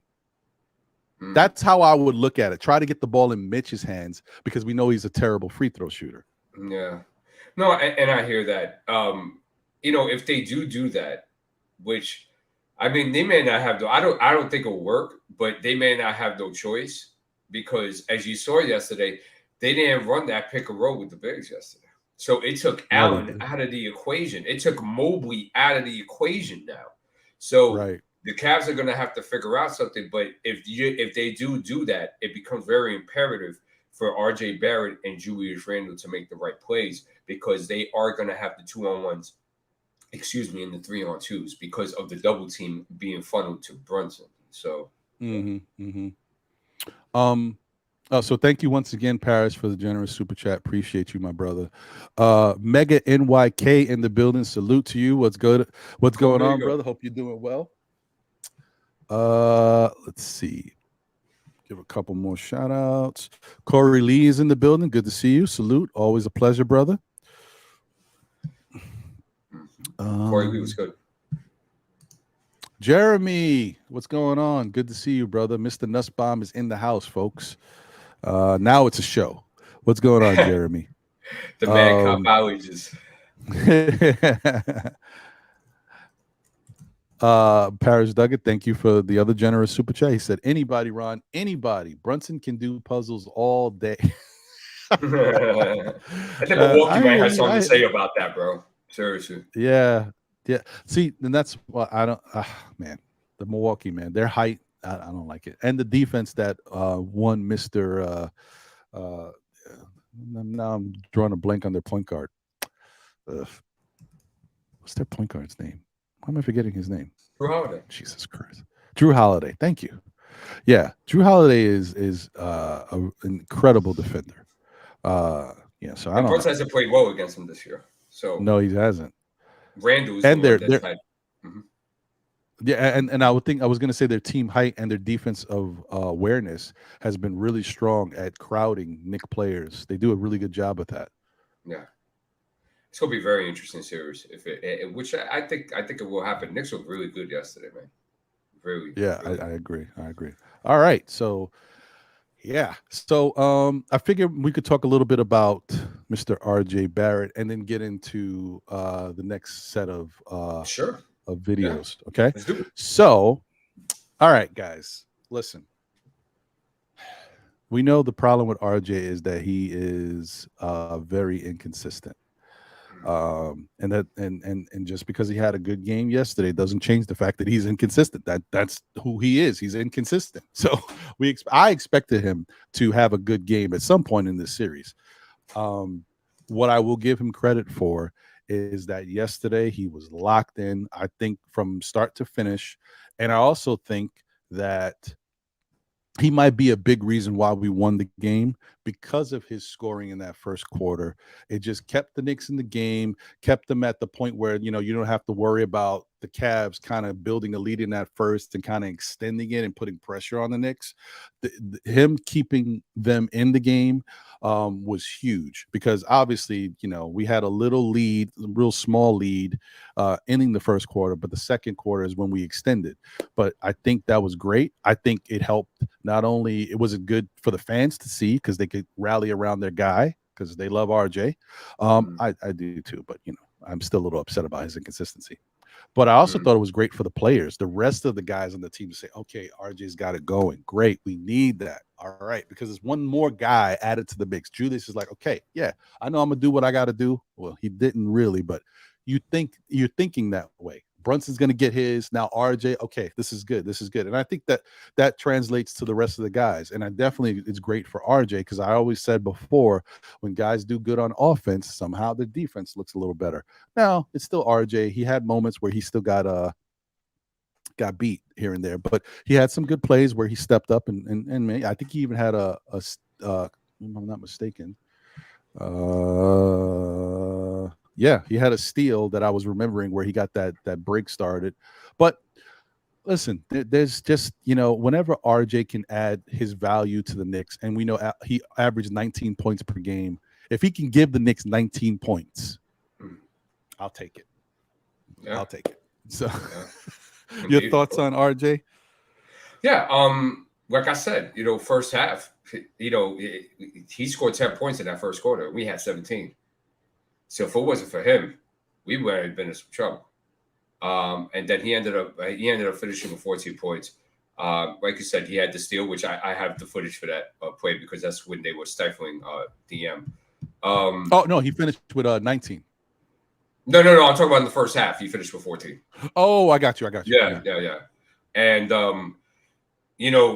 it's very important for him to get off and find ways to get him off. Now, Cleveland, they did the same thing with him that they did with Randall. They dared him to shoot, but RJ hit yesterday.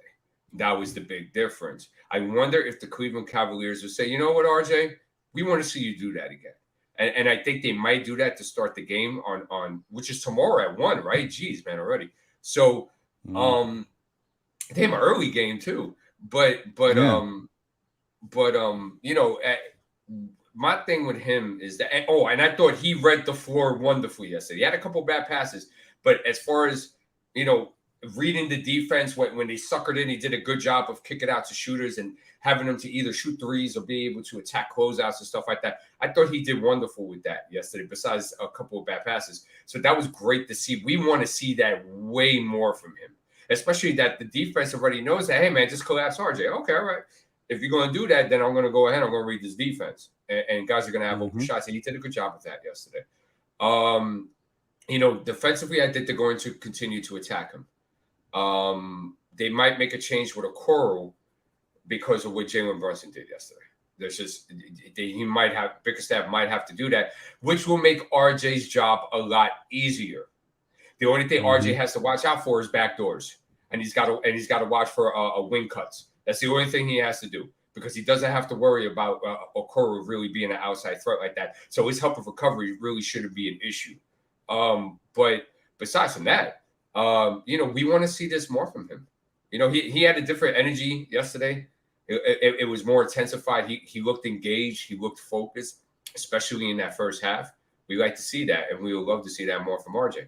I'm not giving him a participation award. I want him to be like this every game. It's very important for us. If we wanted to go ahead and get to ECF and stuff of that nature, he's going to have to play like he did in that first half every game. And very interested to see if that comes to fruition. Yeah, I agree. But I do like the fact that he was locked in. I think what you were saying before about him noticing the floor a lot better, that trickled down from what he was doing in game 1, because he did have the 5 assists in game 1. And Thibodeau talked about him seeing the floor better and finding his teammates. He's got to continue to do that. Like RJ, at this point in RJ's young career, because he's still young, even though it's been 4 years now, he's got to make an adjustment. Like at some point, you have to also be cognizant of your game, what it is, what it's become, what it's turning into. And if things aren't working the way you're used to them working, and things just, he's hit his stalling point. How can I become a better player, better teammate, and really get my game going to a different level? Starts with trusting your teammates. We've all talked about that. He's got to trust his teammates, move the ball. He's got to help out on the defensive end, and he has to be more efficient in his shot, takes and makes. It really isn't hard to conceptualize, like, this is what I need to do. Of course. It may be hard for him because, as we've talked about in the past, Thibodeau has allowed these guys to create poor habits, and he hasn't corrected them early enough. So these things are like learned behaviors, not easy to break. You're going to tell RJ, who you've given the green light for how many years, and you let him go nut and do whatever he wants, is take as many shots as he wants, and now you want him to be more efficient. It's not going to happen overnight. That's more of an off-season type thing and going into next season. However, he looked good last night because he was efficient. He took a decent number of shots, because the way in the past, the way RJ went last night, you'd expect RJ not to put up 12 shots. You expect him to put up more like 20, but he was a lot more subdued and efficient last night, and played within the scheme of the game. And this is a playoff game. So, as much as you help us stay in it, you could shoot us out of it too. So it was good to see. It was good to see. It's going to take more time for RJ to and I do think that the Knicks are going to, as much as people want to move him, I don't think he's a great piece to move. I think what the Knicks fans and the organization can hope for is the same conversation. Just flip the conversation that guys like myself and D and everybody else was talking about, but especially us, because I know we had this conversation. Think of the conversation we had about Julius Randle coming into the season. A lot of what we were saying was, well, we hope Julius goes out there and plays better, because one, if we need to move him, we need the product to look better so that he's enticing to other clubs. And two, hey, if he plays better, then he helps the Knicks. And that's what we need next year for RJ. Same difference. He's not going to be able to be moved if he don't play better and you don't look better. No, that's without a doubt. Or else you got to give up capital to get rid of him and stuff like that. So yeah. And hopefully he plays well enough that we don't have to move him. But he's going to have to, his game is going to have to change. It's not like, same game next year, RJ's a little better. No, RJ needs to change some stuff in his game in order to fit this team, because we are going up. We're trending in a different way. He's got to go with that. So, yeah. All right. Well, I mean, we talked about this before with RJ. We said that, do you really see RJ as your 3 moving forward past this season and being able to contend at a high level with him at the 3? And that's something that the Knicks are going to have to figure out. And we're definitely going to find out this playoffs if that is something that, you could start seasoning and maybe or something where you might just have to, go a different direction, because I think he lost that 2 spot for good. So it's only the 3 for him on this roster. Mm-hmm. Yeah, let me ask you a quick question. What if RJ continues to play similar to this going forward? Not crazy, not RJ's gonna be dropping 30. What if he stays somewhere around 17 to 22 points, whatever, something like that, and he's efficient and a decent game like he's playing now throughout the rest of this series, and quickly continues to struggle for the rest of the series? Does that make you look at RJ's value a little stronger going into next year and say, well, not only, are we with RJ, but he stays in the same role? Yeah. Well, it depends on their success, right? But to answer your question, if he does continue playing like he did yesterday, it makes a very strong case that he will remain the 3 with the roster. But it's also dependent on the success of the team and how he's exposed on the other side of the floor as well. Because what's going to be very hard for this team is that they're going to have to figure out some way, and especially if they make it to the second round, they're going to have to figure out a way to be effective defensively with Brunson, RJ, and Randle on the floor consistently. Because let's be honest, Cavs missed a lot of open shots yesterday. And a lot of those open shots were resulted when they were on the floor together. And everybody mentioned it. Jalen Rose mentioned it. Jeff Van Gundy mentioned it. Mark Jackson mentioned it. Everybody knew that they missed wide open shots yesterday. And good shooters, too. It's not like, it's not like a Coro and that was designed. I think Mobley took a 3, and we're like, yeah, man, we're good with that, man. So you can take that all day. But so does that something? I don't think that might creep up on them on this matchup because of the bitty backcourt with Mitchell and Garland. I think it makes it, and especially without them really having like a 3 like that, with Okoro not being like a real scoring punch like that. So I think that really helps that. But next series, you're not going to have that. And, even if it is Milwaukee, because they are tied 1 today, which they have a very important game today. But, so that's something moving forward to see. But I think all that is dependent. I said that, all that to say that it's dependent on what RJ does on both sides of the floor that will determine his future as to if he's going to stay at that 3 or not. Right. That makes sense. Just take another quick look at the chat real quick, and then I think we can get back into some of the video clips. D-Ras is in the building. Salute to you. Thank you for being here. Appreciate you as always, brother. Elizer Fernandez, salute to you. I think this may be your first time in the chat. Thank you for subscribing and being here. We appreciate you. He said, how come Brunson doesn't get that CP3 respect? Oh, he will. I mean, yeah, no, it's coming. But I'm just gonna say right now, I think he just doesn't get it because this is new. Like, the benefit of this and the beauty of all of this, guys, is one, Brunson hasn't been in the league for a bunch of years. He's still, still a young guy. He's 26 right now. So he's here. Like, this is his moment. This is the beginning of the moment. Going into next year, Brunson's now on the radar. Like, now everybody's going to respect Brunson's game and say, okay, he's now one of these guys. You know what I mean? It's here. It's just now it's coming. He will get CP3 like respect, but not quite. I mean, listen, say what you will about CP3. He's been in the league for a number of years, and he was incredible at points. Okay, he's older now. He's like 30-something years old, and his defense has changed a lot. His offense has slipped.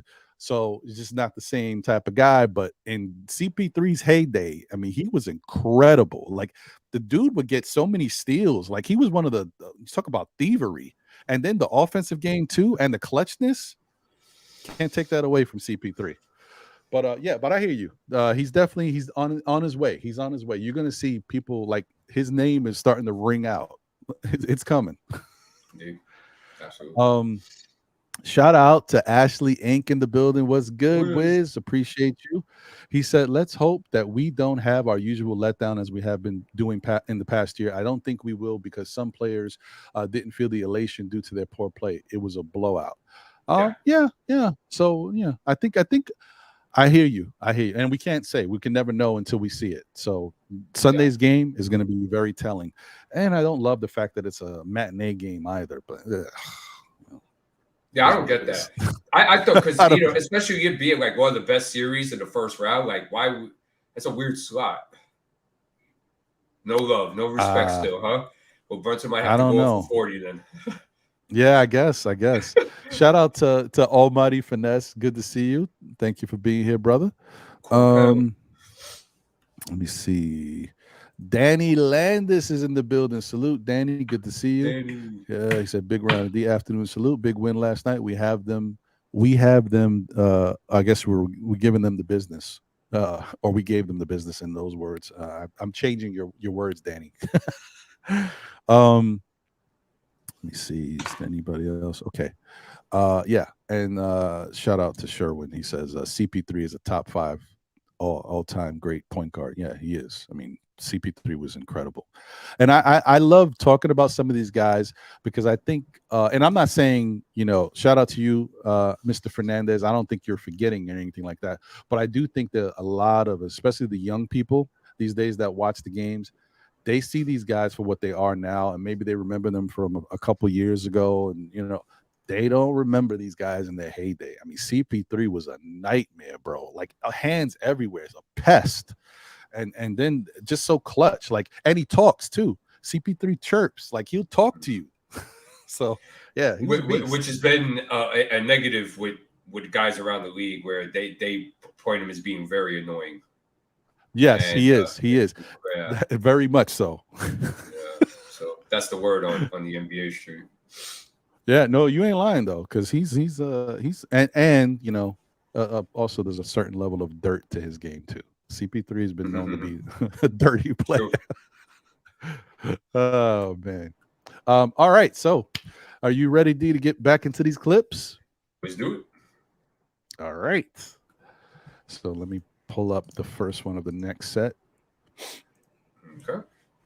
Okay. So this theme here, while Ron does that, this theme here is us being able to crowd, congest, and double Donovan.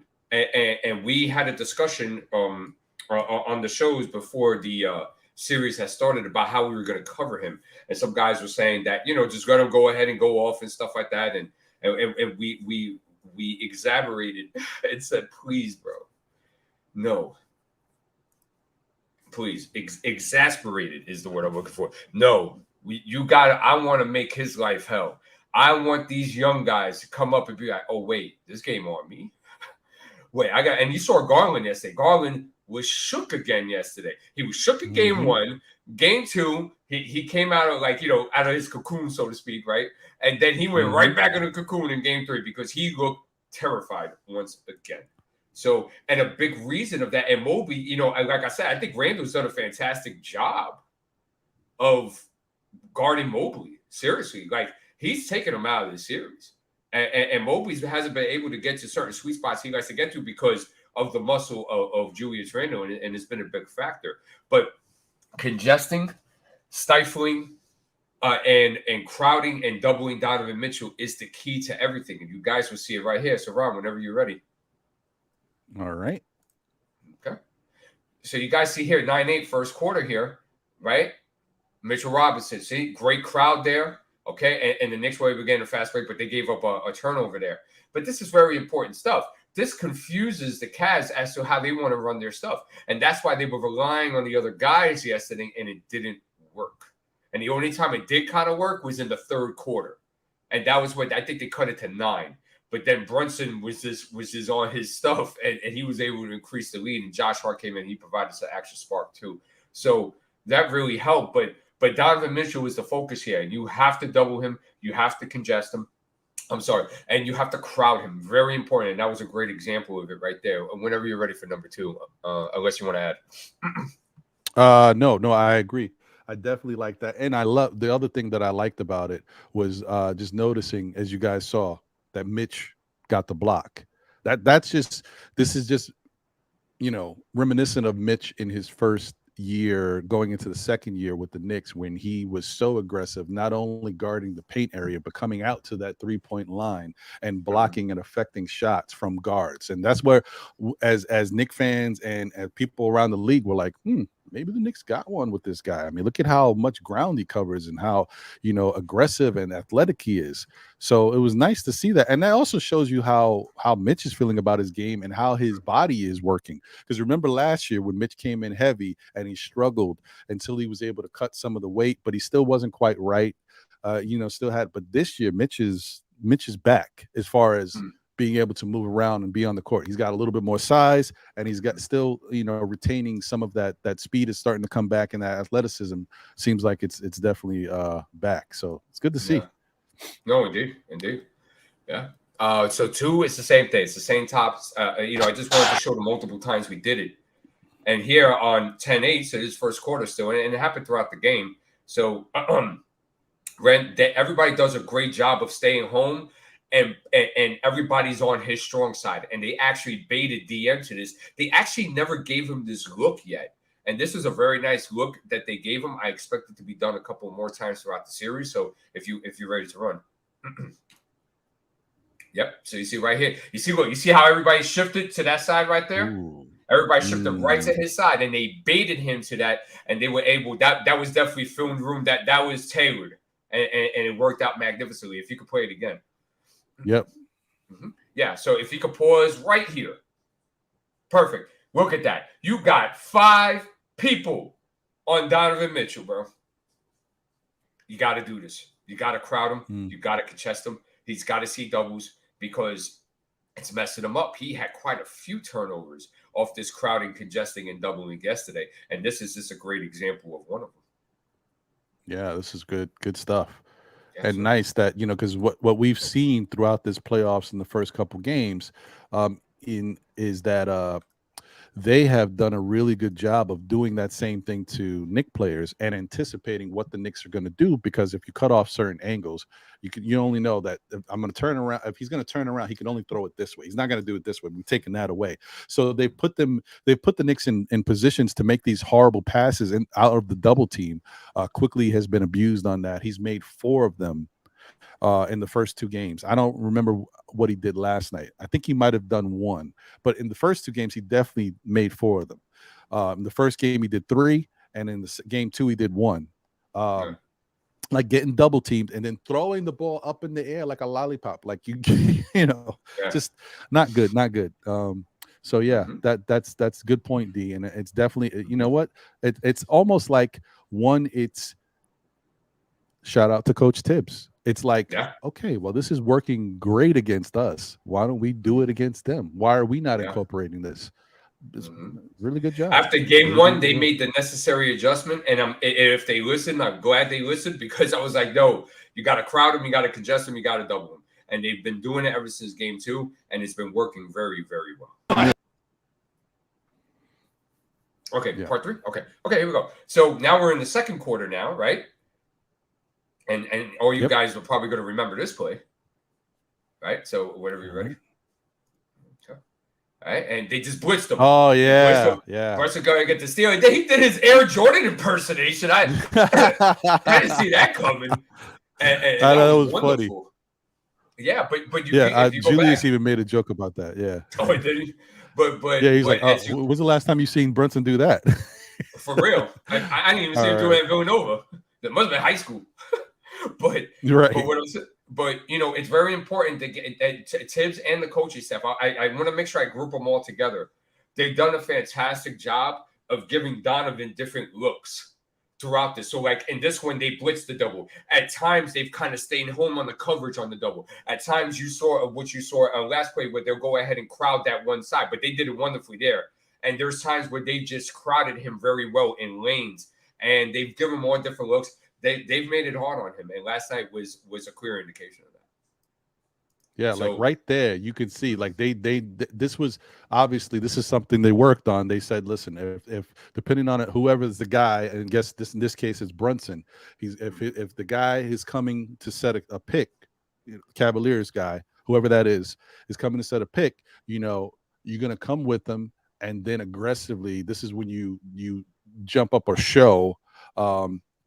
In Donovan's face to take the ball out of his hands. And I thought this was really good to see, because not only did they do it, but Brunson is the one who got the steal, the one who doesn't play defense, like in certain situations, So it was very nice. Well, he's a much better team defender. Yes. Right. So, which sometimes he's a liability there too. But he does a great job of showing himself on screens.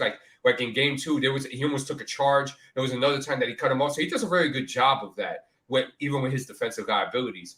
But it's very important to give Donovan different looks. It's very important to go ahead and make him feel uncomfortable, not knowing how the defense is going to rotate, what coverage are they coming out with. They've done a phenomenal job of that since game two. Mm-hmm. Very good. Very good. That was that 3? Yes. Yep. We got 2 more.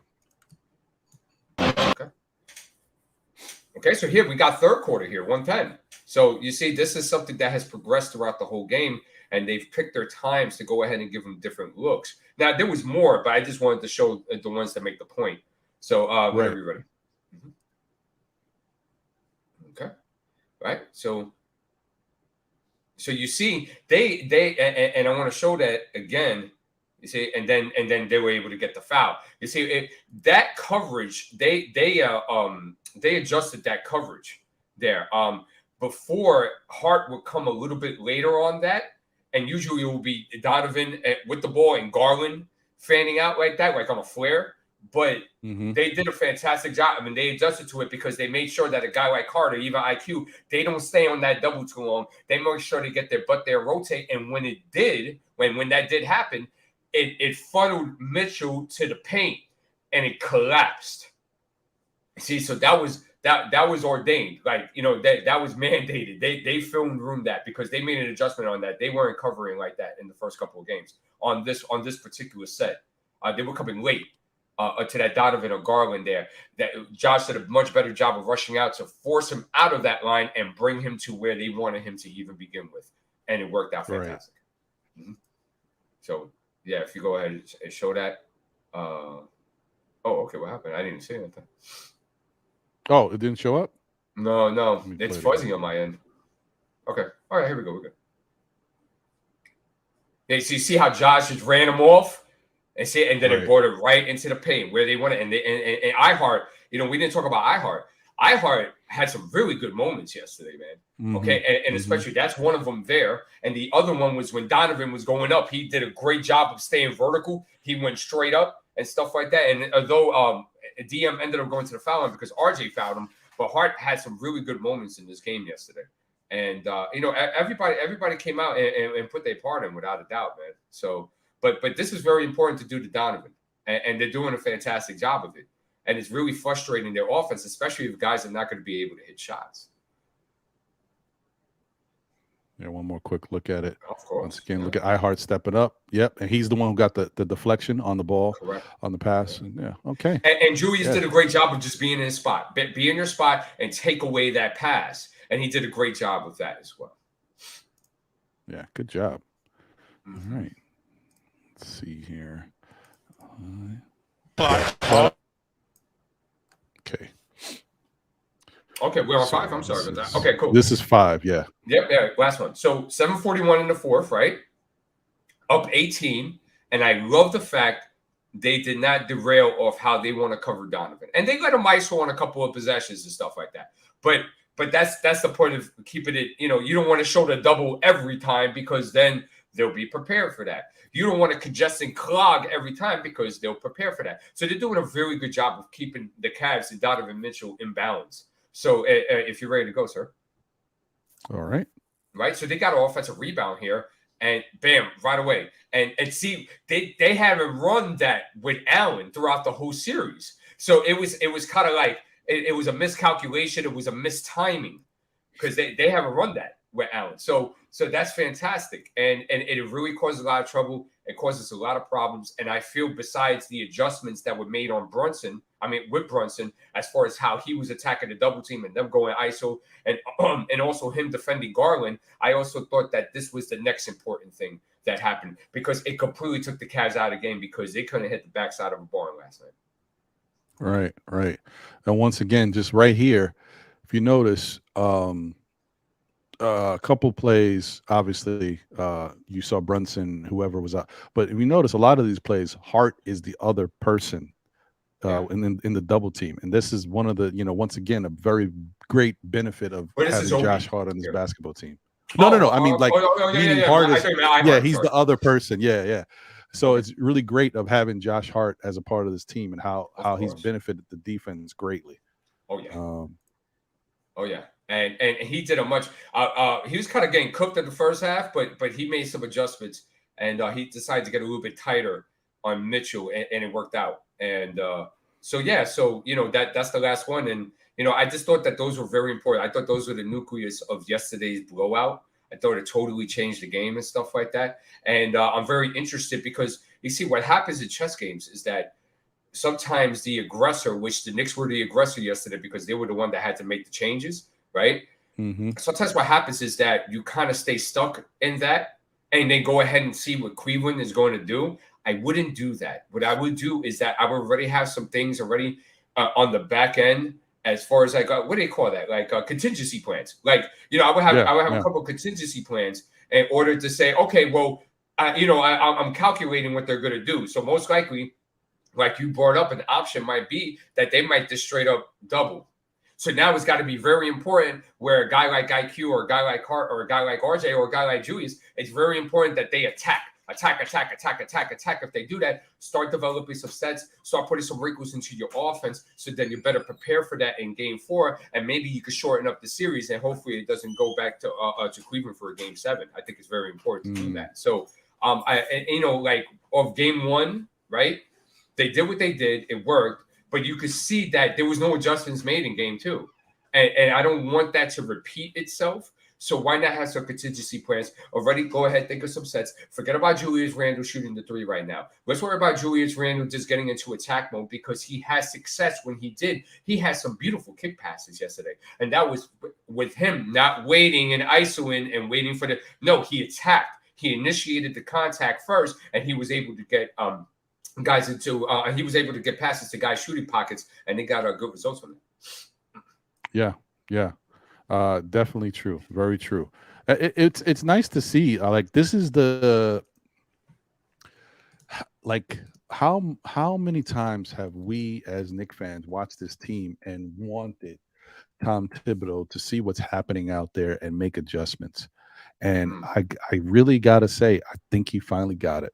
I really do. I think I've seen enough to say, and I don't think that, he's perfect by any means, but I definitely think there's been a change in his thought process too, with regards, and maybe also it helps that he's got a couple better pieces here with Brunson being here for the whole season, and the addition of Josh Hart, and just the way that the guys are buying into playing defense now ever since he made that change earlier in the season. Like, I just think that now he realizes, okay, adjustments do need to be made, and I'm willing to make the adjustments because I can see how it can work. And I think he's been doing a great job of it. So I want to give Tom Thibodeau a lot of credit. I'm still like, I'm cautious, but so far I want to say he's done a good job. In game 2, I felt like, maybe there was certain buttons that he didn't push, or he pushed buttons, but they were the wrong buttons. But it's not, sometimes it's out of your control. I mean, the Cavs, not to take anything away from the Cavs were incredible in game 2.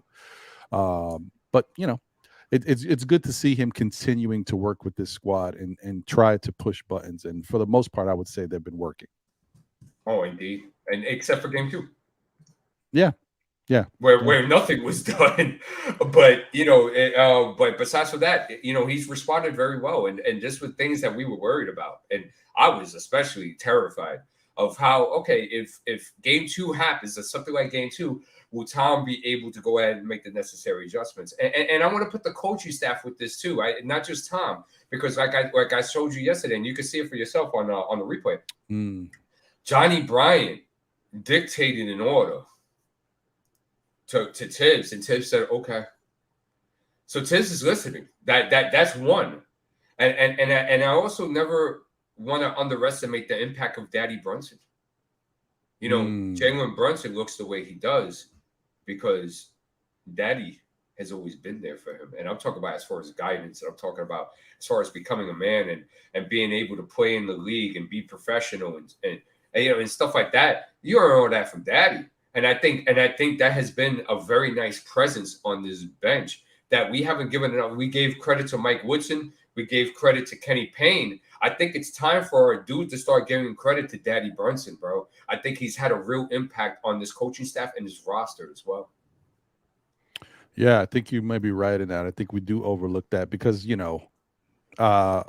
may not see him as much because, Johnny Bryant gets up and he walks around sometimes with Thibs. He's moving back and forth. So he's like in your focus, like you're thinking about him doing stuff. But just because he's doing that doesn't mean the other guys are not coaching. I mean, we don't know what, what Daddy Brunson, like you said, is bringing to the table necessarily. But we know he's doing something out there. I also do see him talking to Thibs here and there, and also talking to the players.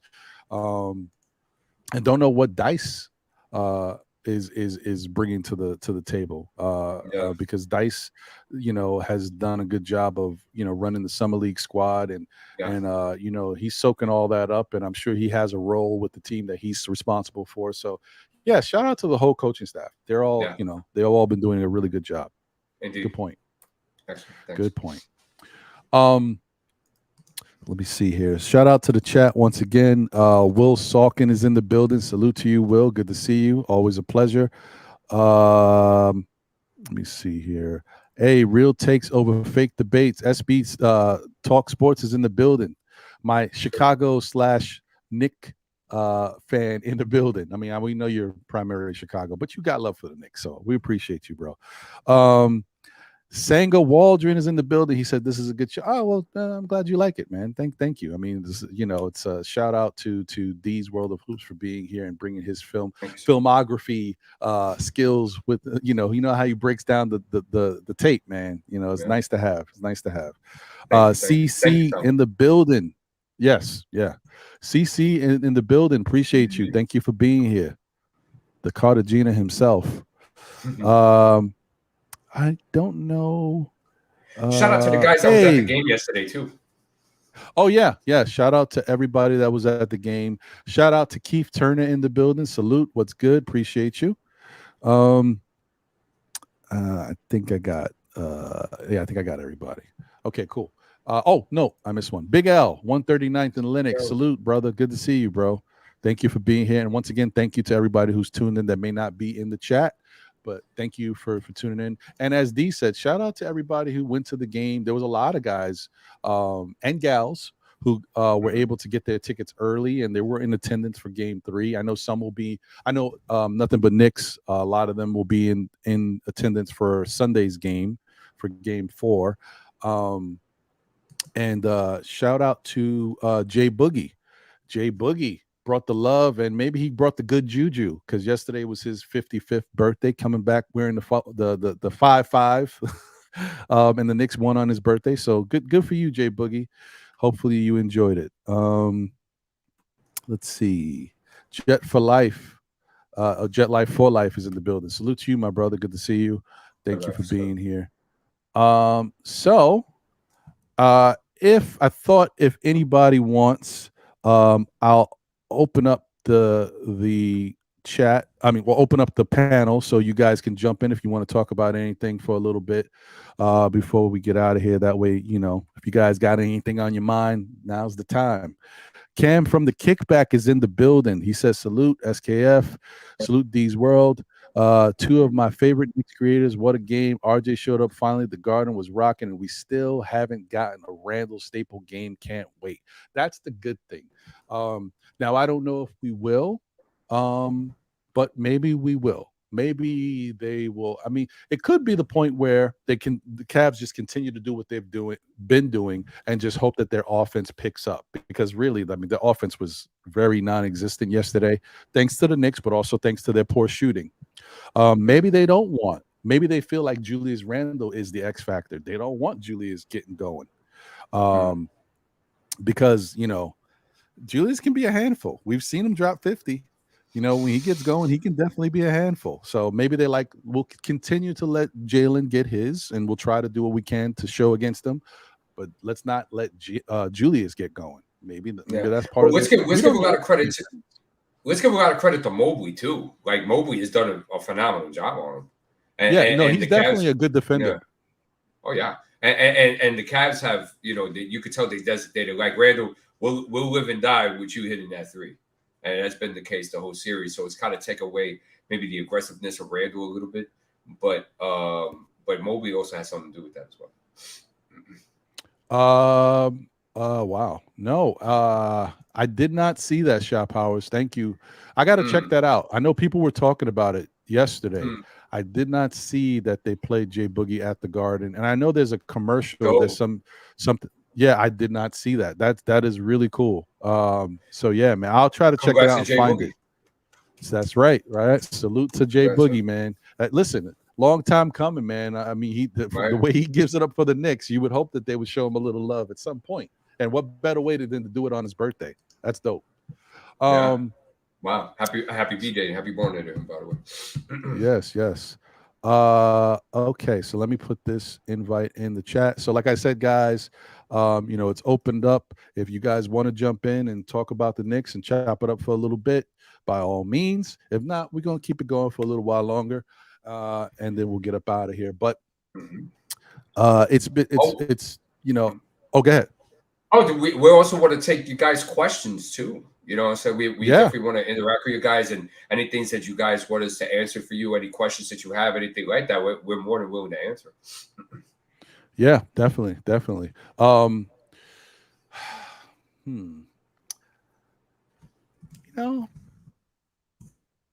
do you feel about Deuce's usage in this series? Oh, and playing 10 seconds per. Yeah, like, what do you think about that, D? I don't know, bro. Like, I feel like Deuce could definitely have some value in this series. Offensively, maybe a little bit of a struggle because he has to get into a rhythm. And I would think in the playoffs, he probably would not even be willing to take a lot of shots. He'll probably pass the ball rather than take the shots that he might have taken in the regular season.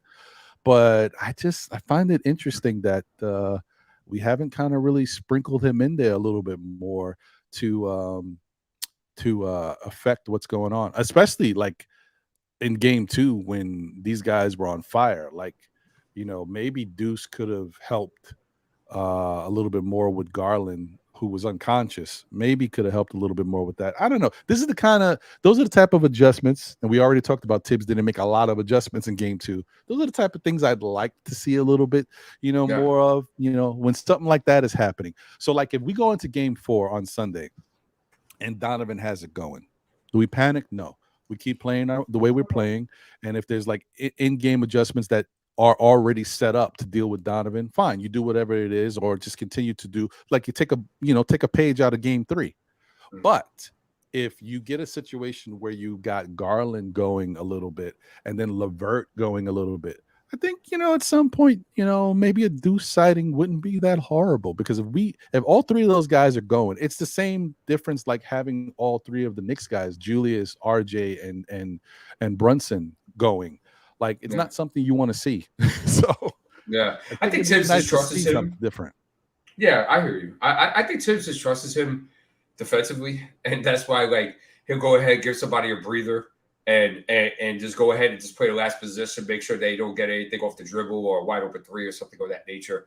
So I mean, I guess some people would ask, well, why even put in Deuce? And it's like, well, because in that type of situation, if he's ending a quarter. See, my thing is that why is it only the third? Why is it not also the first? Because I can understand why he wouldn't do it in the second, because he doesn't close with them. But so that could be a little mystifying. You would have to ask Thibs and the coaching staff that one. I don't know. I don't get it. Right. Well, I see a question from JJ. I'll get to that in 1 second. Obviously, guys. Okay. Obviously, guys, if you guys, I see it. If you guys have any questions, feel free to put them in the chat. Let me go to Nick Yak's statement first, and then I'll go to CC and then JJ. Okay. So Nick Yak said all these pregame shows, TNT, NBA Network, all praising Thibs and how hard the Knicks play for him. I want to say that I as much as praising Thibs and how hard the guys are playing for him, I'd rather praise the fact that the Knicks have never quit on Thibs all season after everything that's gone on for whatever reason, and that's good. That's good. That shows that he's always had the ear of the locker room and the players, and they respect him no matter what has happened. Even if some guys may have felt a certain way, he's affected their confidence at certain times. But they still play. They run through a wall for this guy. I'm thinking it's fascinating because I think he would have lost. There's only one guy that we know he lost, and that's, Cam Reddish, but everybody else, even Derek. I thought Derek Rose was going to be a lot more upset with how he was used this year, but I think unbeknownst to us, and I said this, many shows ago. I think at some point something changed where Derek felt like, maybe this is it for me. Maybe I'm like on my way out, because I didn't expect this to happen. D, I don't know about you. I did not see this coming. Like, we had him here. It was all about him kind of he was in the greatest shape, apparently back to his game playing weight of years ago. And all of a sudden it's like slowly but surely, he just like, I'm on my retirement phase now. Like, I don't know if he's going to play next year at all, but I wouldn't be surprised if he doesn't. I feel like he's comfortable with walking away. What do you think? Yeah, I'm with you on that. And, Father Time, is undefeated. And LeBron's going to get his very soon as well. He just happened to expand a little bit more. And we could theorize as to, conspiracy theorize as to what those things might be. But the point is that, it was a little shocking, and I do agree with you, because I remember at the beginning of the season when they did the Fluff and Puff piece with Leon. Leon had mentioned how important Derrick Rose is to this team and how important he will be this season. And I believe he said he was the heart and soul of the team. He goes, and he meant as a playing too, like being on the court. And it didn't work out that way. And we saw it from the get. We were like, Rose don't look the same.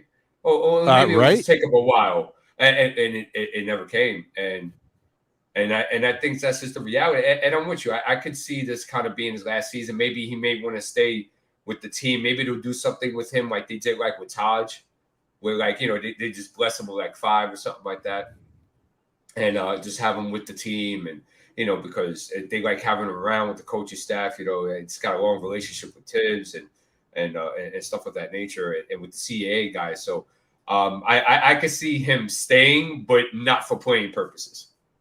Maybe for like, you know, team spirit, or you know, to mentor, or to you know, stuff of that nature. Yeah, no, I hear you on that. Yeah. So just think that's very interesting that the team never, you know, never quit on Thibs throughout everything, all the chaos, and then him almost possibly being let go, and him thinking that he might get let go, because we know that, at least that's what came out, that he felt concerned at one time throughout the year that was the case before he made that big adjustment. So yeah, great for the Knicks. So CC, he said the preseason preseason, season, and playoff Thibs, 3 different coaching styles. Yeah. Yeah. That's who true. Who wants to stab it first? No, you go ahead. You go ahead, because I know we've talked in abundance about Thibs and his coaching staff. I mean, coaching not coaching staff, his coaching practices and the way he does things. Oh my goodness. Yeah, go ahead, brother. Yeah, no doubt. And CC's right. And there has been 3 coaching differences as far as styles. I won't say as much style as far as more ideology, more than style. Because when they opened up the preseason, you know, this team was trying to get up and down the court. They were at a pace percentage of I'm sorry, and then I think they were at 12th or 10th or 9th or something like that at one point in pace percentage. So they were trying to get up and down. They were very offensive. It didn't work. So Tim said after the sit down with Dolan and co, obviously they made the executive decision to say, "Hey, Tibbs, okay, you're going to take over," and then Tibbs took over.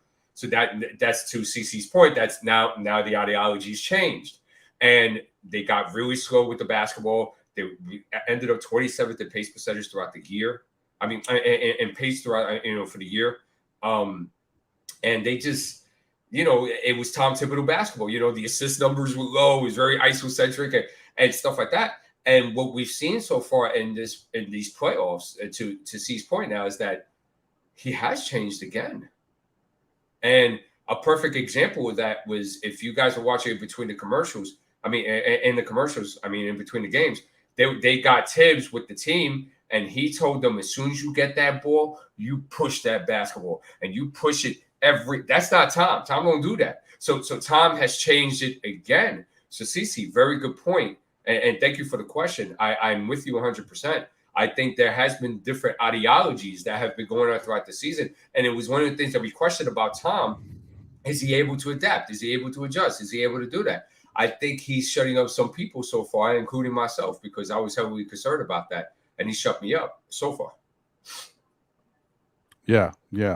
That I agree with. And you guys know that one of the things I've pointed to that is known about Tom Thibodeau around the league is just that in reference to at least the regular season playoffs, they call him. I mean, it's a narrative that he knows. I'm sure he's heard. He's a diehard coach that lives, you know, eats, drinks, sleeps basketball. I'm sure he's heard the references about him around the league, that he's a regular season coach, that he starts to kind of panic or maybe overthink in the playoffs. And I think that he is definitely working towards changing the narrative. And I don't mean he's worrying about that, because, you know, Thibs doesn't give a crap about anything other than his basketball team and winning. But just by doing that, by saying, okay, I'm concerned with how I can win these games, what's the best way to approach these games, that will help change the narrative. So yeah, I think he's definitely cognizant of that. And I think I'm hoping that this is where, when Thibs was not he wasn't blackballed or exiled, but when Thibs was in that space where, you know, teams weren't necessarily looking for Thibs anymore, right? And then he went to I believe this is when he settled in as a assistant coach on the Clippers. He got to learn some things from that experience, and this is where I hope that stuff pays off. Not that who he was working under on the Clippers, was the best at playoff basketball himself. But I just think that maybe he learned something from being there and witnessing it. Sometimes that's humbling to go from a head coach who's well respected throughout the league and then have to be on someone else's staff after you've already ran a team and had success in different moments. Sometimes it's very humbling for you and you can learn from it. So I hope that that's helped him make the adjustment and just learning a little bit more about these young players in the league and how they deal with leadership and you know, how you can get through to them. So, yeah. So anyway, all right. So let's go to JJ's question. JJ says, what adjustment do you guys think Cleveland makes for tomorrow? I didn't see anything glaring, just feel like they missed shots. Some of it's credit to our defense. Agreed. I'm going to take a stab at this one first. I think D is going to be a little bit more elaborate or articulate in the way he, gets into what they can do. I think that, as I said, one of the things I think they might do, but I'm not 100% sure on it because maybe they're happy with the way things are going. They might start to double team Brunson a little bit more and get the ball out of his hands and have other guys say, oh, well, I don't know if Julius is ready to beat us right now. He hasn't been locked in since the first half of that first game. Don't know if what we saw from RJ is real yet. Can he repeat that? Because he's so inconsistent.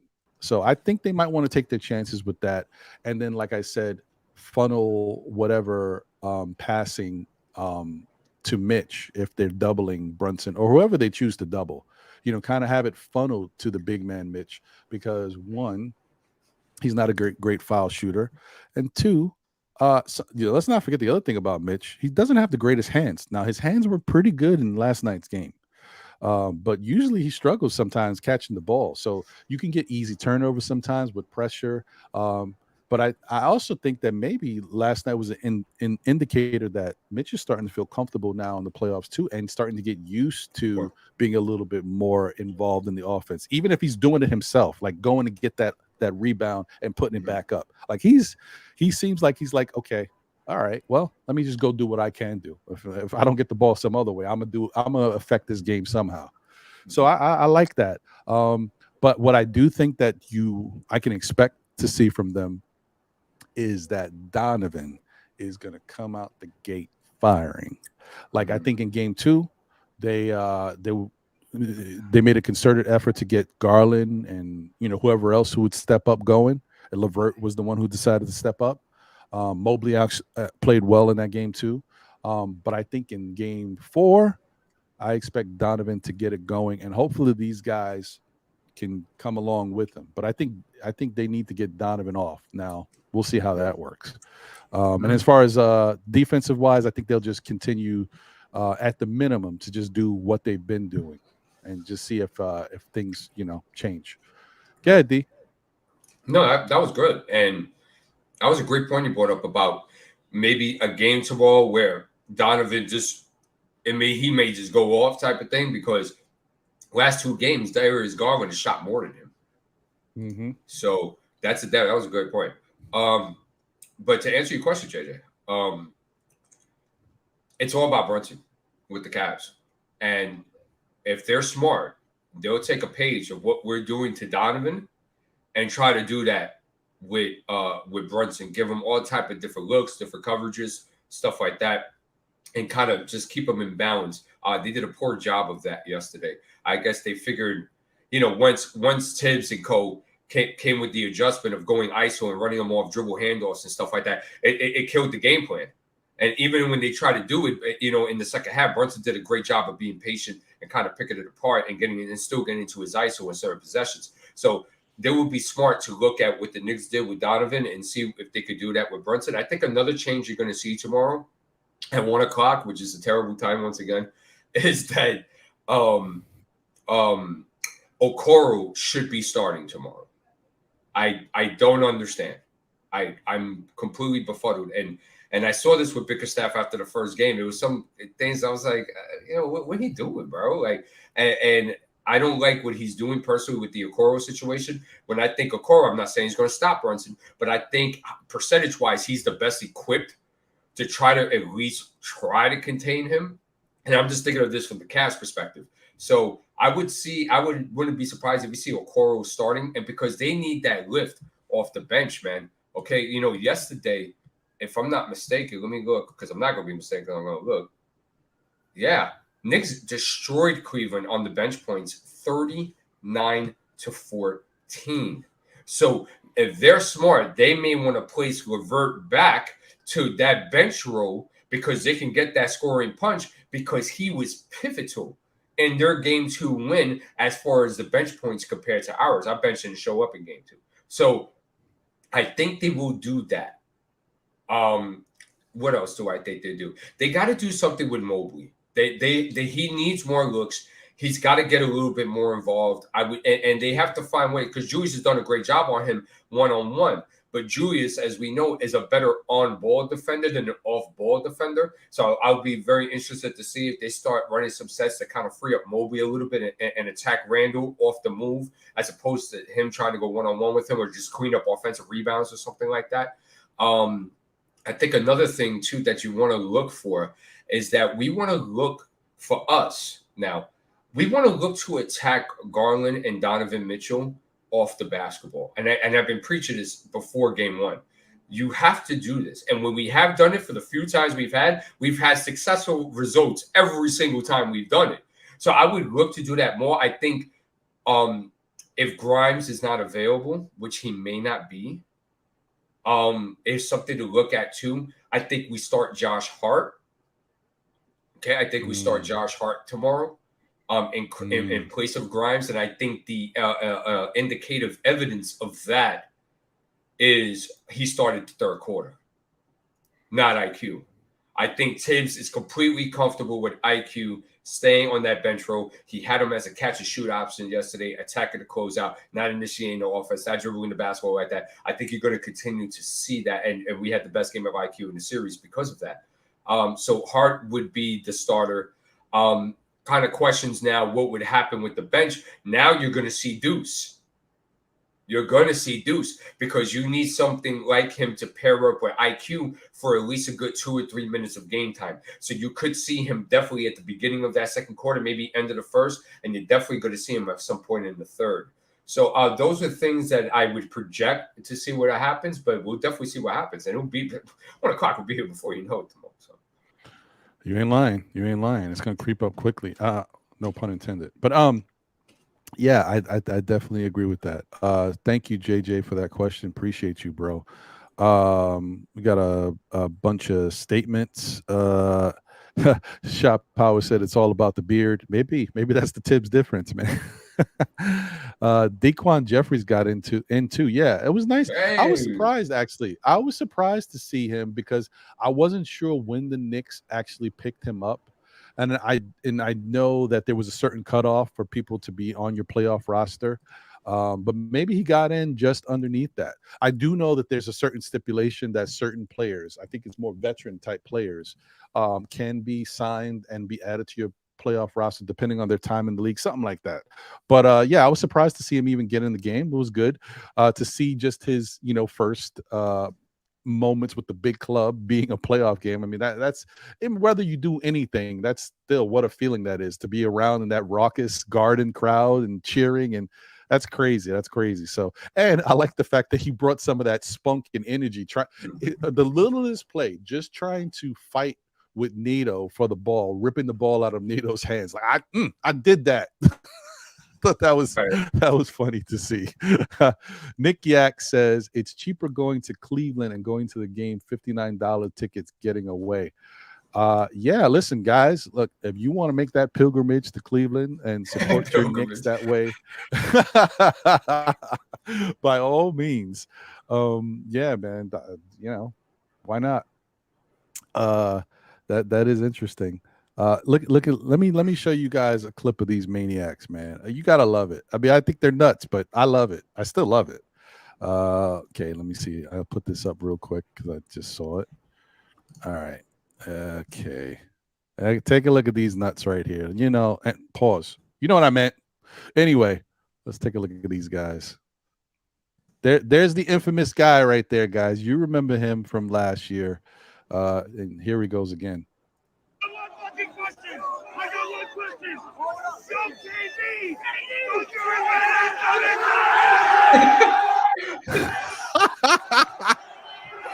What the hell? Maniacs, bro. That was last night? Yeah. Oh, that's fantastic.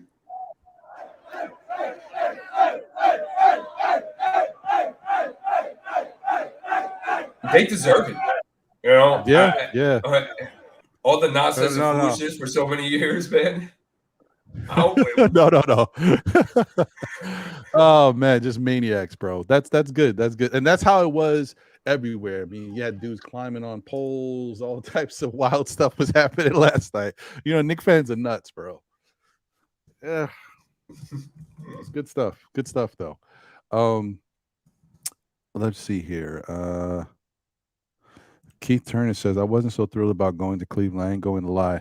Like, who wants to go there? Hey, man, it is what it is, man. It is what it is. You know, someone, told us this a long time ago, right? Joe Kim let us know about Cleveland a long time ago.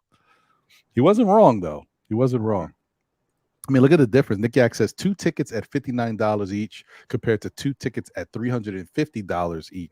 And that $350 was that was if you got your tickets early, Nick Yak. I don't know if you can get $350 tickets now. Yeah. I hear you. Okay, let me see here. All right, so Dwayne Dennis says, hey guys, I think RJ is back and Mitch Robinson is hyped, and hopefully Quickly and Grimes have breakout games so the Knicks go up 3-1 in this series. Yeah, that'd be nice. Well, it would be nice. I think it definitely, whatever happened last night definitely poses well for RJ and his confidence going forward. So I think that's definitely it's a good thing. It's a good thing to see. DJ Space Ghost is in the building. Salute to you, my brother. Thank you for being here. Allah Wise, salute. Good to see you, bro. How about that boy RJ? Yeah, he played well. He needed that game desperately. Yes. Shout out to Felix Pizarro in the building. And I think I might have seen you before in the chat, but if I haven't, thank you for being here. Thank you for subscribing to the show, all that good stuff. Appreciate you.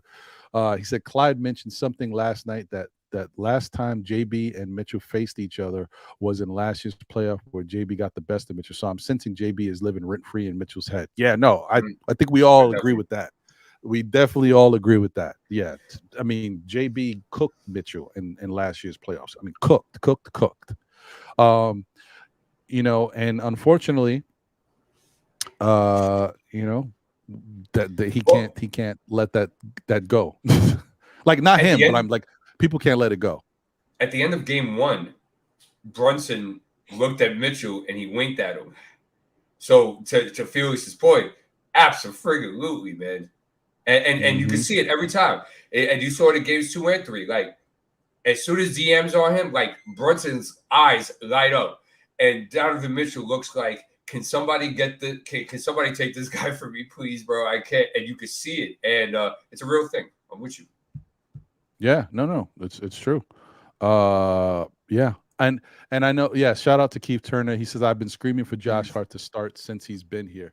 The only thing I will say is that while this may happen, it's not ideal.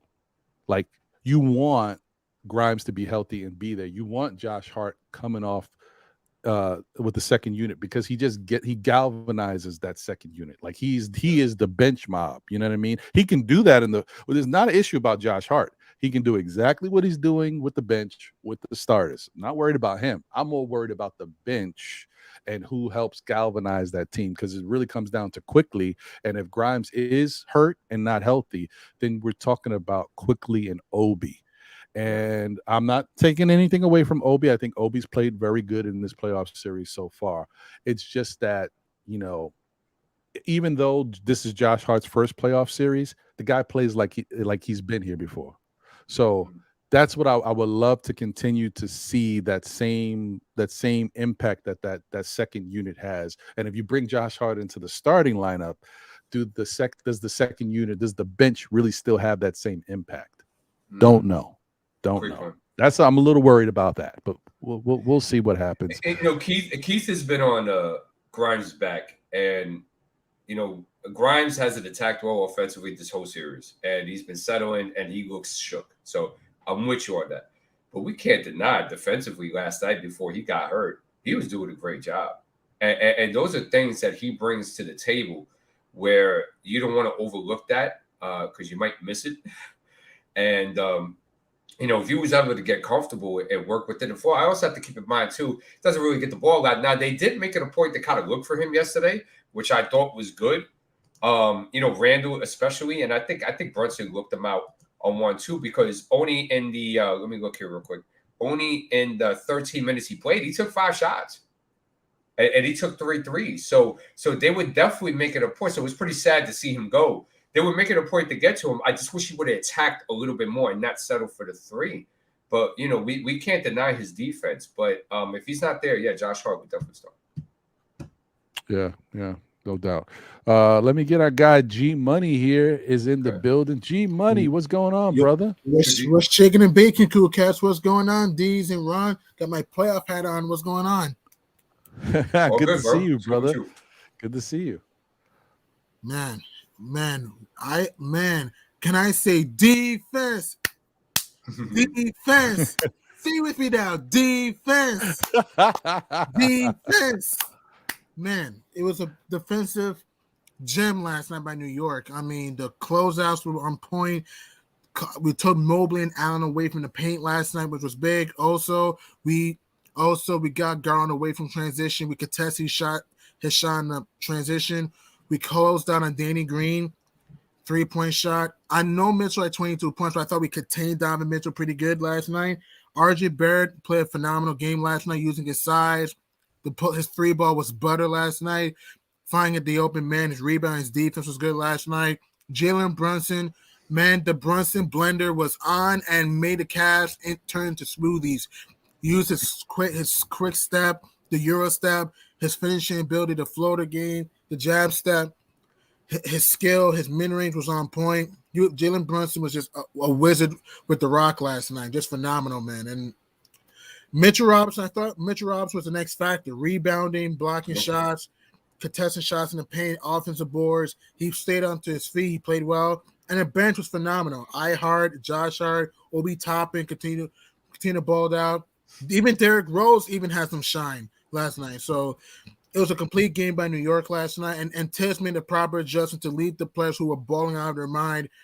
And it was a complete game. Game 4, to me, could be the death nail in the series. If we win Game 4, this series is more than likely over. It's not a guarantee, but if we win Game 4, this series is more likely over. So we just got to come out, defend with intensity, ball pressure, rebound, fight through the hard screens, get into the passing lanes. Because New York had 14 steals last night, which is huge. And, block shots, and we're good. Indeed. And to exaggerate your point, Game 3, right? They won 73.3% of the time. Okay? Teams go off to win that series, and the record's 162 and 59. So, yes, it was very important. Agreed. So this is what I was talking about earlier, just real quick. So quick little sound bite so you know what was said, because I'm sure Cleveland's going to hear it. And it doesn't matter either way. Knicks just have to play basketball. I don't care what you can give people, all the bulletin board material you want. Just play the damn game, and it doesn't matter what they're doing as long as you play your game. So, but this is what Mitch had to say when he was asked the particular question. Hey, Mitch, they're struggling in the paint, especially around the rim. Do you see them kind of hesitating inside at this point? You saw that. Definitely. Big fella, come over there.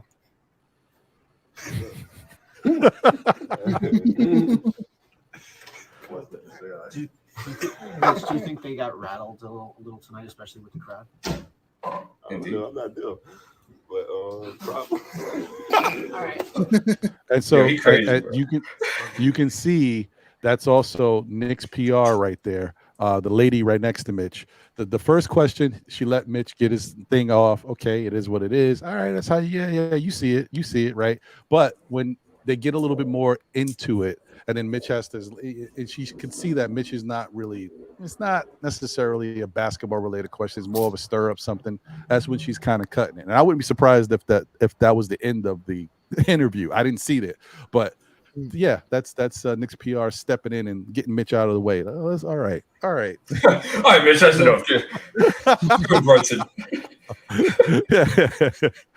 Yeah, interesting stuff right there. Shout out to Anna Grill in the building. Salute. Appreciate you. Good to see you. Thank you as always, brother, for tuning in. And I didn't know that. Oh, that's cool. Ala Wise says he was there last night and it was worth it. Yeah, I mean, it looked like an incredible experience, man. It looked incredible. When I saw just before they did the public announcement, and they just you saw the lights coming from the court, going up through the fans all the way up to the stands, and the crowd was like, "Oh!" I was like, "What is happening here?" I mean, dude, I was like, "Man, I wish I was there." Yeah, it looked great. It looked great. Game 4 will be more lit. Afternoon game 4 will be more lit, man.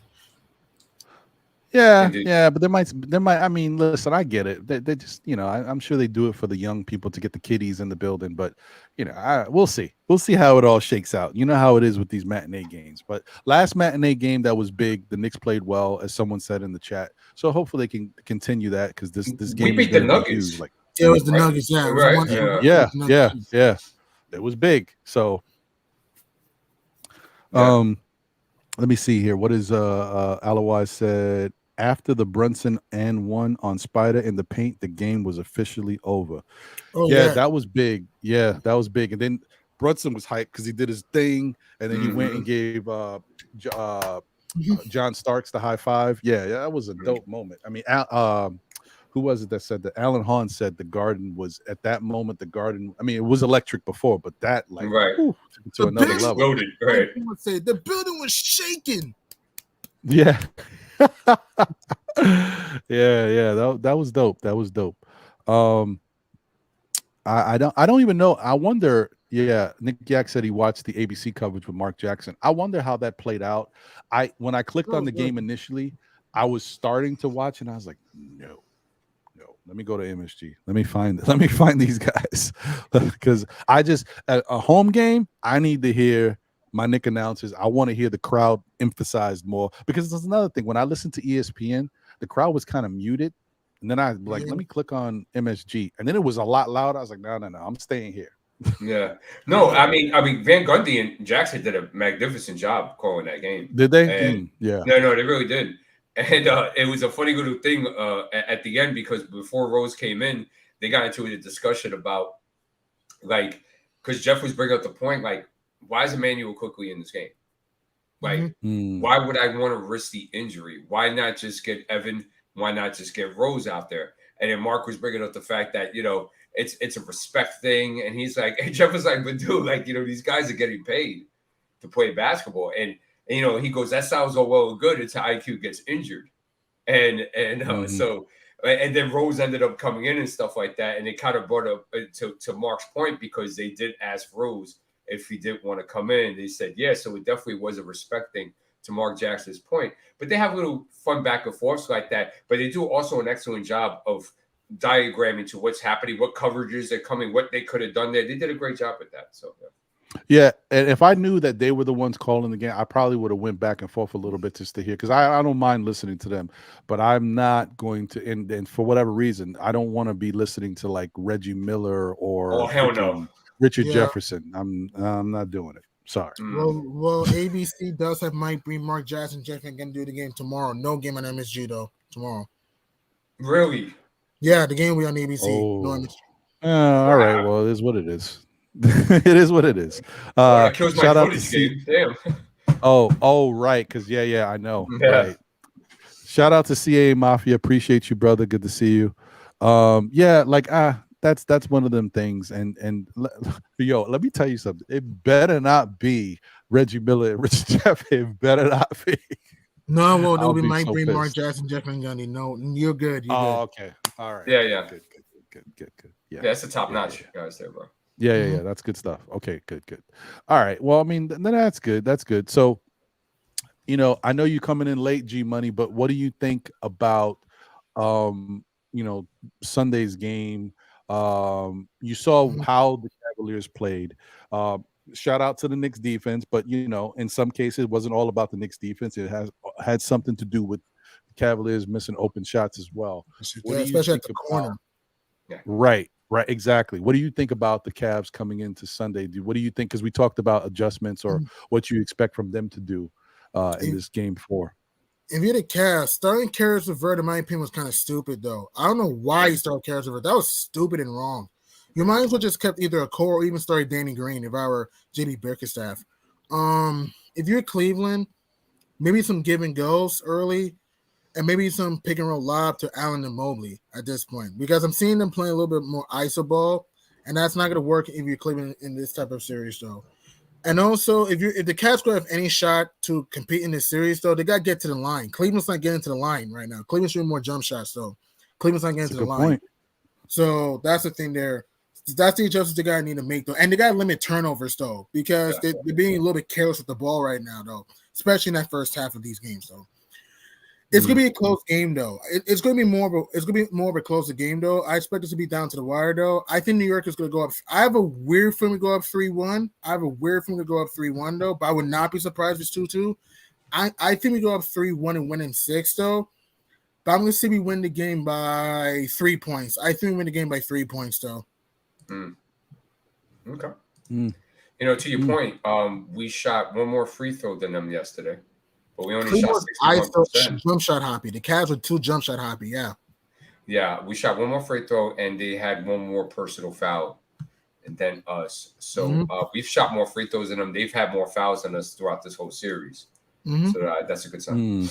Thank you. And and that goes to what D was saying earlier. Like when we were talking about the prospect of Donovan Mitchell being more aggressive in game 4 and coming out and trying to get his.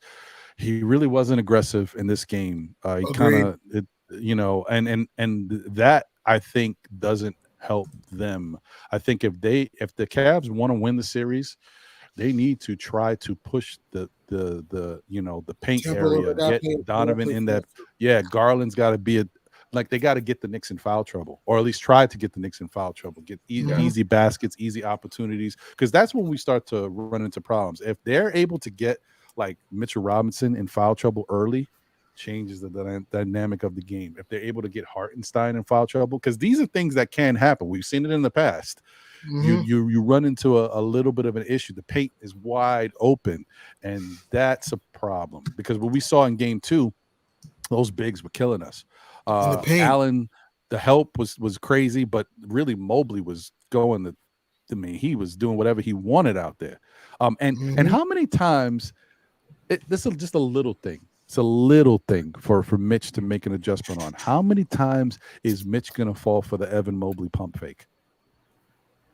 A gazillion times. He did that multiple times in game 3. Multiple times in game 3. Yeah. He head fake, drop step, dunk. Monster Mash, yeah. To your point with DM, we have a lot to do with that. Thibs and the coaches our defense, yes, fantastic job of giving him more different looks and confusing the hell out of him. So I give us primary kudos for that. Yeah. That's a good point too. Shout out to, and that's why I say that as much as sometimes we've struggled in the past with it, at this point now, and how they're playing, and with the playoff intensity, this comes into play. 58% from the free throw line. He said that was all the crowd's fault. I mean, I'm going to say a little bit of the Knicks, them with their poor shooting, but I definitely think the crowd was so loud and raucous in that building.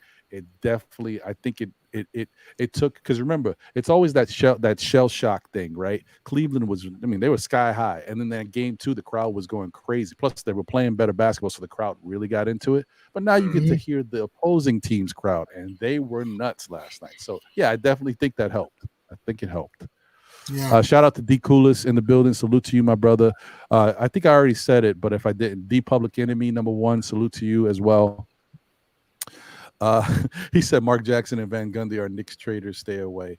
I just think, you know what the problem is with Mark Jackson and Van Gundy, and I think it's unfair, but I get it because that's how you look at it, right? Everybody wants to hear about the Knick love. If you were a Knick, then you should always be a Knick, right?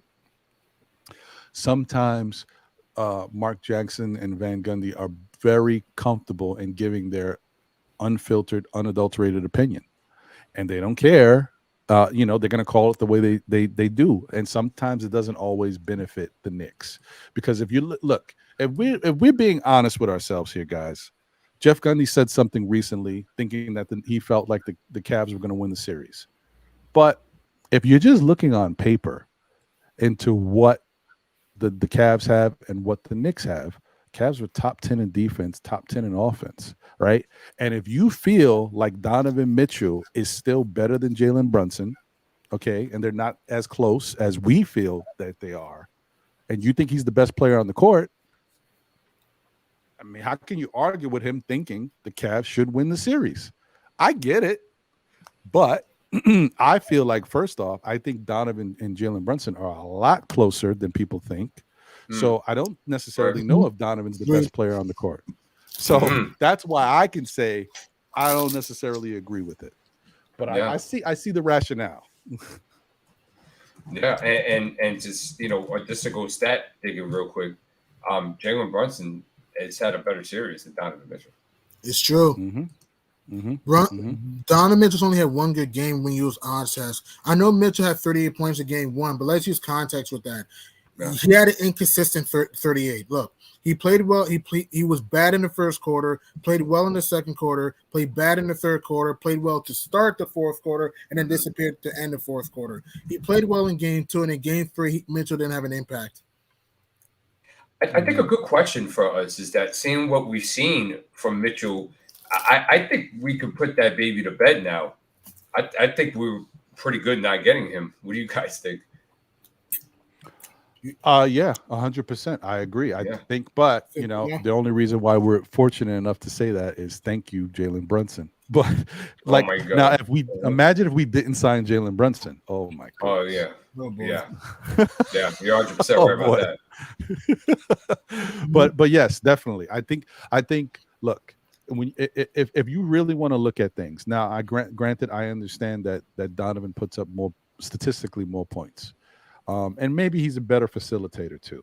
Because say what you will about Donovan Mitchell, when he's in his pass mode, the guy finds players, and like with his little herky jerky thing where he gets into the paint, jumps up in the air, and may flip it to somebody.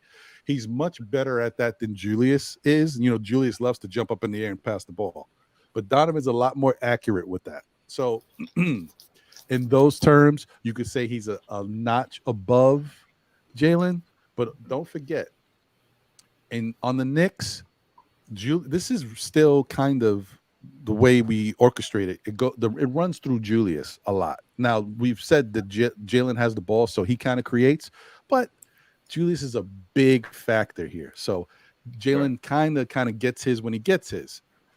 On Cleveland, the Donovan Mitchell factor is huge. He's the dominant person, so he's the guy over there. If you put Jalen in the same mix and put him on Cleveland and allow him to get as many shots as Donovan can take, maybe Jalen's numbers go up, and then you're looking at them a lot closer.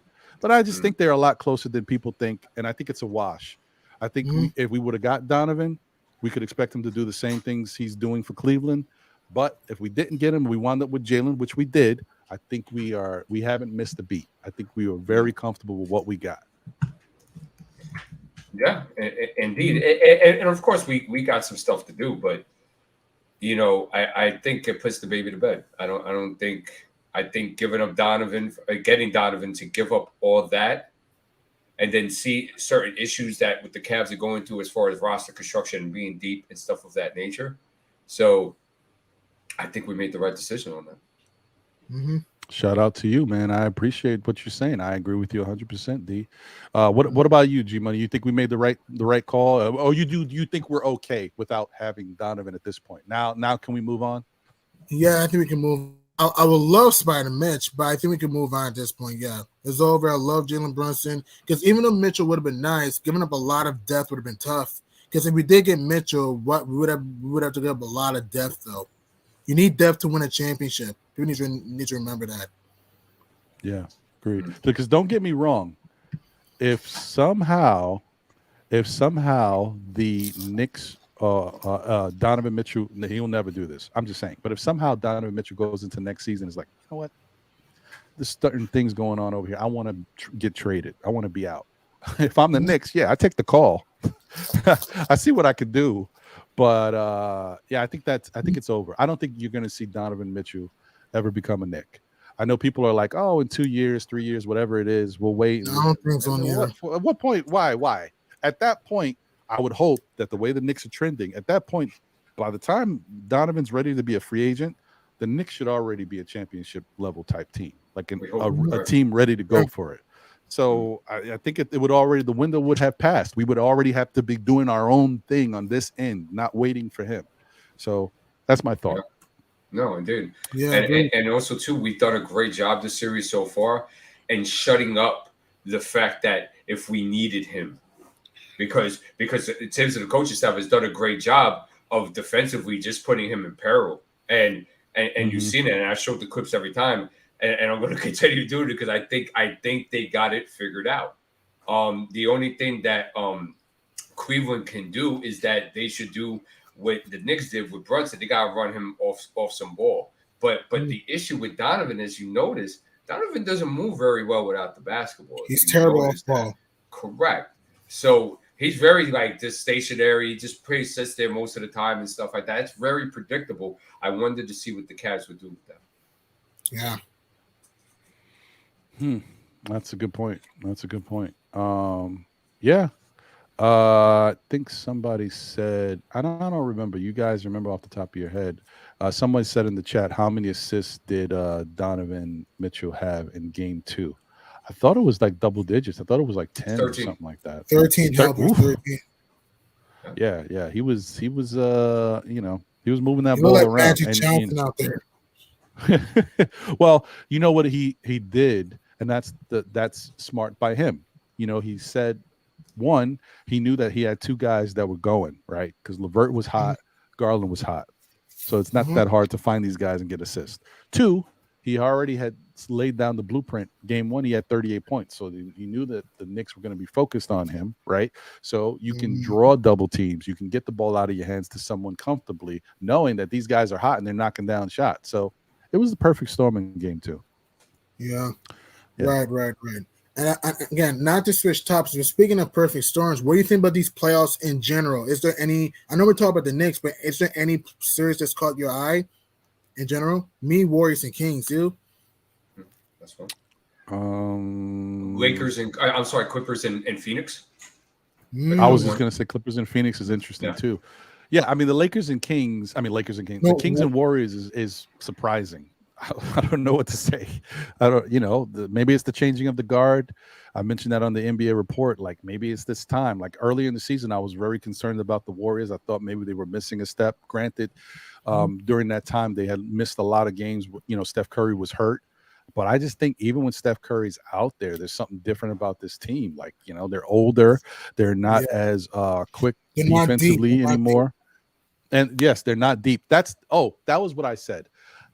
It's a difference between the starters that are getting a little older and not as quick in things that they used to be doing in the past, whether that be defense or offense.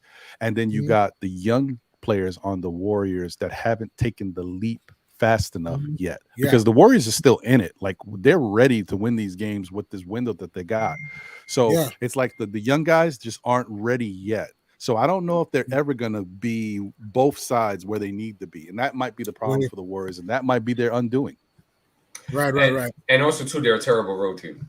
Yeah, 11-30 away from Chase Center. 11-30. That's crazy. Yeah. Have you ever like with the Warriors? And people forget the Kings are the best road team in the West. I know the Kings got shellacked in Game 3, but Sacramento's the best road team in the Western Conference. Don't be surprised if the Kings get one game in Chase Center. Don't be surprised. Yeah, no, I could see that.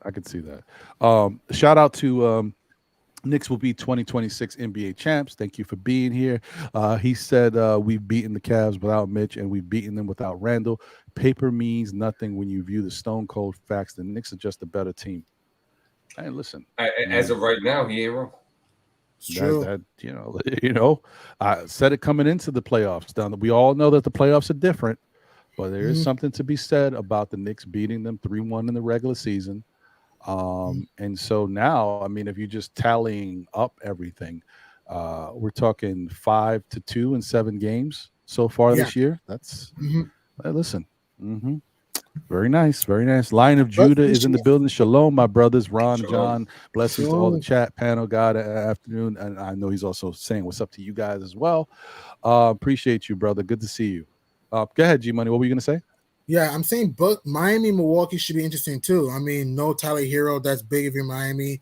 And also for Milwaukee, the Greek Freak hurt his back. He's questionable for this series for Game 3. What do you think, though? It's 1-1. What do you think, though? Who you guys got in the series? I'm gonna be honest. I think it's going 7. I got the Bucks winning it, but I think it's going 7. What, this series? This series, yeah. The Heat are a tough matchup for the Bucks. Oh, you're talking about Heat and Bucks, gotcha. Yeah. Got Bucks in 7. What do you guys? I think Bucks it'll be okay. 7. I don't know. We'll see. I think Bucks take care of business. I think that could be done in 6. So, a question for you, real quick: if the Knicks are able to get past the Cavaliers in this series, awaiting the winner of the Bucks and it's the Bucks and Heat, right? Yeah. Yeah, Bucks. So, and Heat, yeah. waiting the winner of that. If the Bucks beat the Heat and come into the Knicks, if come into a series against the Knicks and Giannis is banged up, all series not quite right. How do you feel about the chances of the Knicks beating the Bucks? Because my whole thing is healthy Giannis with that Bucks team, the way they match up and have matched up in the past with their length, and also just the way they play their style of defense. I think for whatever reason, as much as I've seen that we match up well with Cleveland, we match up well with Boston, we match up well with the Heat, I don't like the matchup with Milwaukee. So what are your thoughts? Right. You can go ahead, G Money. You might as well keep going. Your thoughts about Milwaukee's matchup against the Knicks if it comes to that? If it's Milwaukee, New York, I'm gonna say Milwaukee in like 5. I'm gonna say Milwaukee around like 5, maybe 6 though. Because here's the thing, right? The Knicks are a good defensive team, but here's the thing: we give up threes. That's a problem. We give up a lot of threes. Milwaukee thrives off threes. Ingles, Holiday, Lopez, Middleton, Connaughton, Portis, Myers Leonard. I mean, gee whiz, Giannis sometimes. Milwaukee gets up a lot of threes. And like what Sherman says, they're too big and strong in the paint. They're too many sides in the paint. And they can get us in foul trouble, though. Milwaukee's just too athletic for New York, though. I'm going to say Milwaukee in 5 or 6, though. If, let's say, Miami gets there, I think we would beat Miami. But if we play Milwaukee, I say Milwaukee in 5 or 6. What do you think? To answer your question, because you did mention about if Giannis was not 100%, right? You said something like that, like 70 something like that. Yeah, that would give us a better chance, without a doubt. But one thing that the Bucks have that give us a lot of trouble, besides the length, in which you guys have mentioned it, that was a good point by Sherwin too. Mitch hasn't done well against stretch 5s this year, and Brook Lopez has actually had a nice play. He's actually had a nice season, and that would create a lot of issues. And then it would have to be Randall on Giannis 1-on-1 because Mitch is going to have to be out there on Brook, or it'd be interesting how they do that. Did he put Mitch on Giannis and leave Randall out there with Brook? That's possible as well. That's a tall order there, man. And I'm not saying that it's not possible. I don't want to go ahead and put him in a box like that. But what I will say is that we would have to see some miraculous wonderful performance. Like, you can't have Randall playing like this against the Bucks. Agreed. No way. You can't have Barrett showing up 1 out of 3 games. Like, you can't have that. You can't have the sole reliance just dependent on Jalen Brunson. You are not going to beat the Bucks playing that brand of basketball. So I agree with that. And let me tell you, Nick Yak, you saying that was the point round. We already had a 6'1" point guard was why it didn't make sense as far as getting Donovan Mitchell. I will say one thing. The only thing that would worry me if we were able to sign Jalen Brunson and then trade for Donovan Mitchell, what I believe is that the Knicks would be cooking teams. That's what I believe. I think we would cook teams. Problem, and I'm looking at a team when I have this in mind. I'm looking at the Chicago Bulls, not of this year, of last year. I'm looking at how that team played with their starters, and that starting unit was rough. That was a tough team. I mean, they rode that starting unit's wave to a number 1 seed. Well, at some point, and they were the best team in the NBA at one point. They were definitely the best team in the Eastern Conference for a spell. Then guys started to get hurt, but it was all contingent on that starting unit. So I think the Knicks could have been that type of squad. Would we have won consistently like down the stretch and like going into playoffs? Who knows? Because I think that's where the bench would be important. And this is what the problem was going to be, how many players we gave up to get Donovan here, and would we have had enough defense? Because there's no guarantee we would have had Josh Hart on this team if we got Donovan Mitchell. We don't know if we would have been able to get Josh Hart. So that's one. And two, if we did get Donovan Mitchell and say we were able to get Josh Hart, I mean, Josh Hart's out there playing that great defense, but, quickly might be gone. RJ might be gone, which is not such a, I think RJ and Donovan would be a big addition, but we might have lost Obi, another bench player. And who knows, we might have even lost Grimes as well. The Knicks team would not, I don't know. I think we would be able to hang with teams and maybe outscore them. And so we probably could still have a really good record. But defensively, when it came down to it, especially playoff time, that's when we might have gotten exposed. So I would worry about that. Right. And speaking of being exposed, the Sixers are exposing the Nets right now, up by 6, without Joel Embiid after being down by 11 1/3. Yeah, it's over. It's over. They just don't. The Nets are just not ready. Shout out to the Nets for playing really good down the stretch with what they have. I think they've got a good young team. If this is what the nucleus is going to be, I think they will look good going forward for years to come, because I think they have something that they can build with. They do need to acquire some draft assets in order to help, because they've given up a lot. But they have to continue to get some of that back so they can build a team going forward. But I think they got something to deal with. They got young players that play some defense. They've got some offensive scoring there.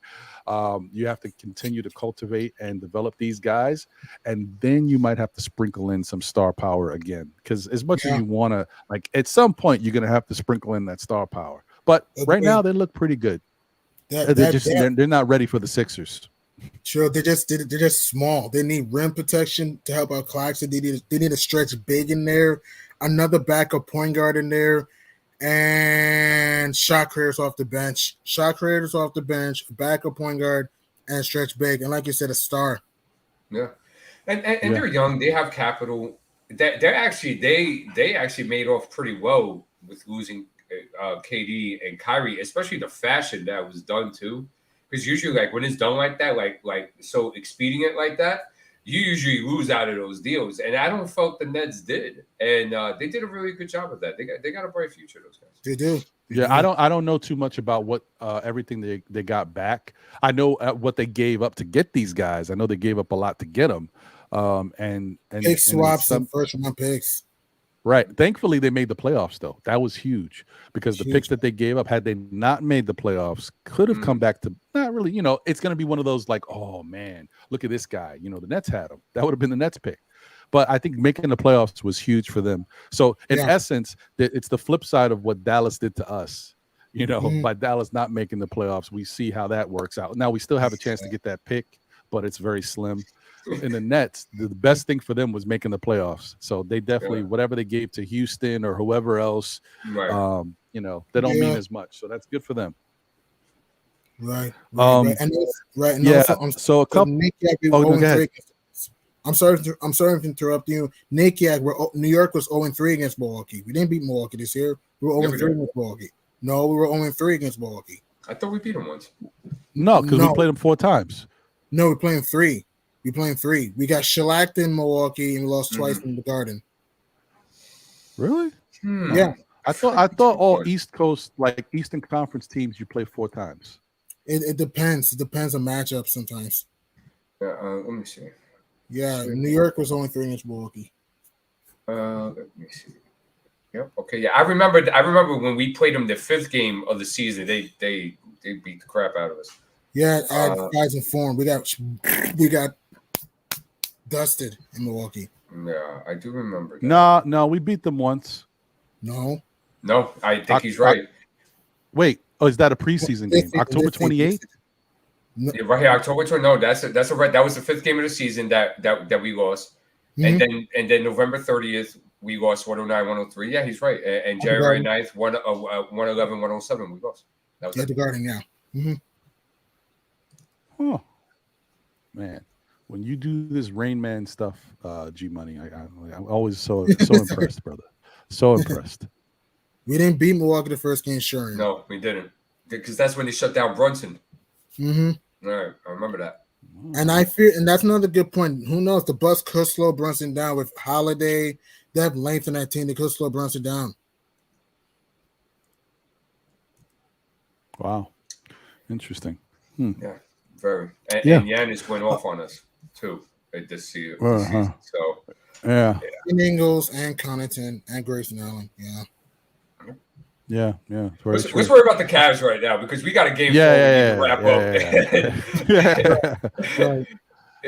Shout out to Ernesto Duverge. Appreciate you, brother. Salute. Thank you for being here. He says great win. Andy N is in the building. Salute to you, brother. International Andy. What's good, bro?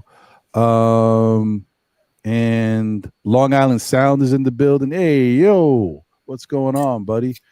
JW is here. What's good? Let's see. There was one other. I just had it. It's gone.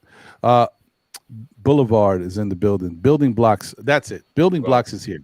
Appreciate you, bro. Good to see you. Who else did you just say?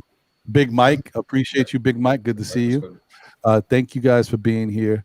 So, what we at? 3 hours now? Yeah, okay. So I'm going to get to the final words and get us up out of here. But this has been a great show. Definitely happy to have G Money joining us. Happy to have D's World of Hoops in the collaboration event here on Know the Leds SKF. We doing it. Let's go, man. Our Knicks are doing it, folks. We actually have something to talk about that's positive. I love it. Yeah. Yeah, man. So it's very, very good. I'm very happy about that. Once again, shout out to the chat. You guys are great as always, showing mad love to the show and keeping it going. But getting around, any last thoughts or anything you want to think, put out there, G Money, anything you got going on, anything. Right. The teams that lead 3-1 usually win 90+% of the time. Mm-hmm. So if you're in New York, game 4 is virtually the death nail in this series. Yeah. Rebound, defend, get into grind, come out like sharks in a sea, crash the glass. Don't give the Cavs any mercy, man. Bring that intensity we saw last night. Brunson, keep doing your thing in the paint. RJ Barrett, that's the Barrett we want last night. We're not seeing 30 points every night, but we're seeing that type of game. Take good shots, use your size, get in a transition, find the open man. Julius Randle, who knows? Maybe game 4 could be the Randle game. Randle hasn't had the Randle game yet. Nope. Maybe game 4 might be that game. We'll find out. Hopefully. It's all hands on deck, though.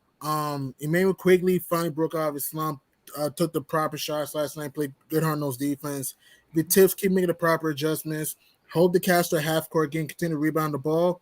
And if that, we're good though. And if we just continue to play smart, we should be good. Continue to contain Mitchell and Garland. Keep Mobley and Allen away from the boards, away from the paint. Continue to watch out for the back screens, the back cuts. We do those things, we should be good. If we win Game 4 up 3-1, the series is, in NBA history will say, is over. The series is pretty much over in Game 4, though. So that's the thing. And also, Nick Yak, another thing to Nick Yak, if Atlanta beats Boston, they'll play they'll play Philadelphia in the second round. Get out there, though. Correct. So, yeah. Correct. And just to veg you back and put a little bit more extra season in what you just said, G-Money. Teams that 3-1 that you brought up, it's 95.4% of the time, and the record is 226-11. Why is it important to win tomorrow's game, right? Because when teams that win Game 5 and tie 2-2 going in win the series 82, about 83% of the time, with 164-34 record. So very important for a win. Very good point. D, any final words? Anything you got going on? By all means, brother. No doubt. Well, first of all, I'll start off with Ron. Thank you for having me today. Thank you for the collab. I appreciate it. We've done it again. Another fantastic collaboration. So definitely appreciate it. Thank you for opening the door for that. And I'm sorry, just not to cut you off, but I am cutting you off. Smash that like button, guys, for the show. That's right. I know I keep forgetting to do that. I put it in the chat, but you know what? Sometimes I got to say it and just remind everybody, smash that like button. We've had a good amount of people come in and out and maybe lost the chance to get those likes, but we appreciate you guys. So while you're here, and some of you who may be watching on your phone, if you don't know, hit that live chat. It drops the live chat down. Smash that like button. Hit the live chat again. Bring it right back up, and you're right back with us. So, by all means, man. Go ahead, D. I'm sorry. Let's give a shout out to Long Island too before I go. He gave a generous contribution. Yeah. Oh, look at this. Yeah, thank you, Long Island Sound. Thank you for the generous contribution. Appreciate you, brother, as always. Thank you for supporting all the shows, not just ours, but the shows in the Knicks community. I see you a lot, and you're always supporting. So thank you, my brother. Indeed. Yeah, he's a good guy. Okay, yeah. So thank you for that. Thank you for the collab, like I said. Also, too, thank you for the chat. Without you guys, we're not here, bro. So we definitely appreciate you guys. We definitely appreciate the interaction. We definitely appreciate the questions and for us to answer and making us look good and stuff like that. So we appreciate that. Concerning the Knicks, I have it going 7, but I'm not ruling out the possibility of tomorrow coming away with that W because, I have it on my notes. It was about like the 627 mark. And I just saw the heart ripped out of the Cavs, man. And I just wonder, is that something that will carry over to Game 4, knowing that they didn't have too many days rest in between? So I think that's very interesting to look at, and that's something to look forward to. Another thing that we didn't talk about today, which I will mention very quickly, is that Julius Randle has to get going. Agreed. Okay? It's considering that, and we love what he's done this season. We love the All-Star appearance. We love the 2 All-Stars out of the 3 seasons. We love that. And if the Knicks management would have maneuvered the roster correctly, I think he would have had 3 All-Stars in 3 years, to be honest. But our concern with him was playoffs, and we were basing it off what happened in Atlanta. And thank you, Jalen Brunson, because no Jalen Brunson, we're looking at a different position, a different result of this playoff so far without Jalen Brunson. And it's very important that Julius Randle, and I think Thibs and the coaching staff, they have to make it a point to really assert him, okay? Because it seems that the Cavs have no problem with him shooting threes, and he shot abysmal from the 3-point line in this series. So, of course, he does have to take them when they are available. But what I would do if I was the coaching staff is that I would run some action to get him involved early in the paint and in the mid-range, quick, decisive moves, quick things off maybe a curl or a pin down or just on a screen and pop or something and just attack. I would do that just to get him going. We're going to need him. And it's not even about the Cavs. We're just going to need him if you really want to go anywhere in these playoffs, man. You're going to need that 25, that 24 points a game with that 10 to 12 rebounds, with that 4 assists. You're going to need that for him. So I think it's very important. He is on the clock. So we hope for Julius Randle to come out of his slump. We want RJ Barrett to repeat what he did You know what I'm saying? And it's very important. We don't want inconsistent RJ. We need consistent RJ that is well. Look, he only shot 12 shots yesterday. I had 19 points. That is phenomenal. He's barely done that this season. So that was phenomenal to watch. Like I said, he was active and stuff like that. So we love to see that. Also too, I think that's it. I think I'm good. As far as Monday at 12, I'm gonna be on Monday at 12 to go over the game. Hopefully, I can find some way to get some footage and stuff like that, because especially with the playoffs, the footage is so important. As you see, we're able to chop down exactly what worked for us and what didn't, and what was important and what needs to be done. And I think that's very important for us as a fan base to be in knowledge of, because then we look out for these things as the games progress. So, but Ron, thank you once again. Thank you, still Knicks fans, for having this happen and stuff like that. And that's it. I'm good. Right. Oh, and check me out at D's World of Hoops out there. Right? Check me out. Yeah, yes. And also, thank you for inviting me too, Ron. Before one thing too, thank you for inviting me too, Ron. Thank you. Please subscribe to my man D's World of Hoops. Please subscribe to D's World of Hoops. Please click those likes for my man D's, Ron too. Please click those likes for both of them. These guys bring the meat and potatoes of each NBA story, and they're humble. Come on, please help them. These guys are awesome, man. Come on. Thank you, G-Money. And one more thank thing you, too. bro. We're also at almost 1,000. I think we're at 906, 907 or something like that. So we're getting towards that. And I want to thank everybody for that. Ron, you've been big at that and stuff like that too. And, you know, when I appeared on Steph's and Josh and stuff like that, they really helped out with that as well. And the YouTube shorts have been fantastic as well. So I definitely would appreciate everybody that's been a part of that journey as well. But guys, we're almost there. So make sure, if you guys are new, if you guys have never seen me before, stuff like that, they should make sure that you guys are subscribing to these websites. Yeah. And D, also, you know, I know this is, you know, still Knicks fans. It doesn't matter.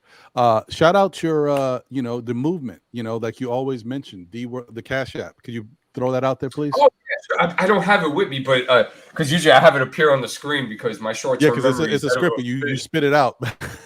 Okay, I'll try my best here. Guys, you know, if you guys want to donate, it's thank you, Rob. I appreciate that. If you guys want to donate and stuff like that, you can. Don't forget, this is our cause. This is our channel. It's our private playground. It's a place where we kick off different types of basketball ideologies and philosophies from all different parts of the globe and respect each other and have fun while we're doing so. Guys, don't break the bank with it. Cash App is at $D with a Hoops 4. Once again, guys, that Cash App is at $D with a Hoops 4. If there's any worries about your protection and stuff like that, make sure you slide out that card after you do the donation and stuff like that. And we appreciate those that have done it before and those that will continue to do so. Thanks, Joe.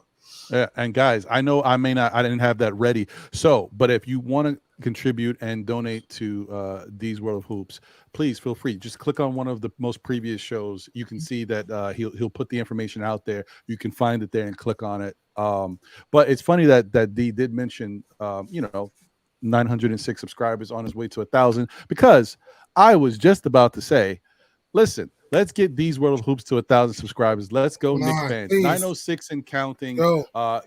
Great show, great commentary, great analysis. You see the video breakdowns, and this, what you guys got to see today, is just a taste of all the stuff he does when it comes to this on his show. So please support and show him some love, man. He's, like I said, 906 and counting. Tell your mother, tell your auntie, tell your nanny, whoever. Tell them all, man. Get These Little Hoops. Get These Little Hoops to 1,000 subscribers. We're close. We're almost there, guys. We're almost there. Appreciate it. Thank you very much for that. No doubt, man. Listen. As I always say, man, the Knicks community is great. You know, we try to support each other as much as we can. There, you know, a couple wrinkles out there, but there's no need to talk about that. But whatever. But for the most part, we all are trying to support each other and see us all grow, because there's so much space out here. Even the biggest channels with regards to Knicks, you know, have 60,000 subscribers. How many people you know live in New York? We're talking about, you know, millions, 9 million, whatever it is, 9 million people in New York City. And, you know, there's plenty of fish out there. There's plenty of people that can tune in and support your show. We should all be continuing to support each other and extend our platforms and make sure we all win. Because you know what? In the end, we're Knicks fans, and what we really want is for the Knicks to win, right? So why not? Let's keep it going and showing love to everybody and continuing to support each other's channels. And as I always say, guys, hey, tell a friend who tells a friend who tells another friend. Still Knicks fans, we'll be back again, whether it be on Saturdays at 11 a.m. for Know the Ledge with yours truly, Mondays for SKF Weekly at 9 p.m. with, Ron and John. You know how we do.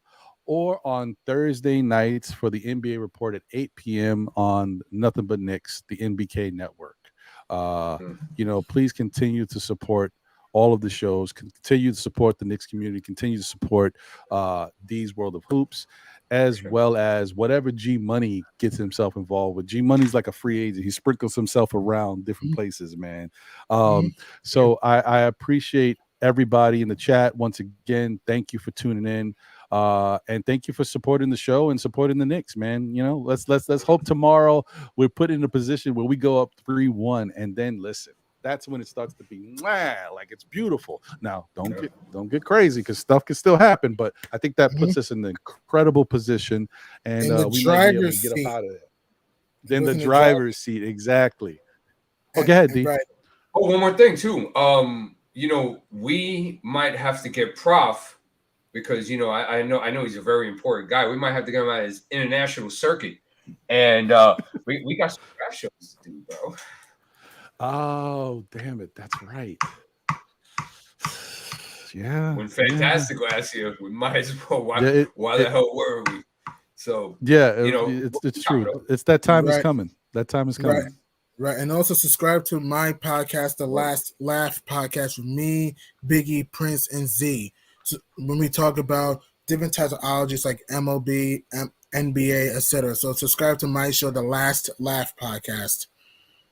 Oh, all right, okay. Dope. I knew you had something going on, G Money. I was like, why didn't he say it? I was like, I wasn't sure. I didn't want to, bring up a source. No, you're good. No, I understand. You're good. Okay, cool. Very dope. Oh, and one other thing to say before we go that I didn't mention.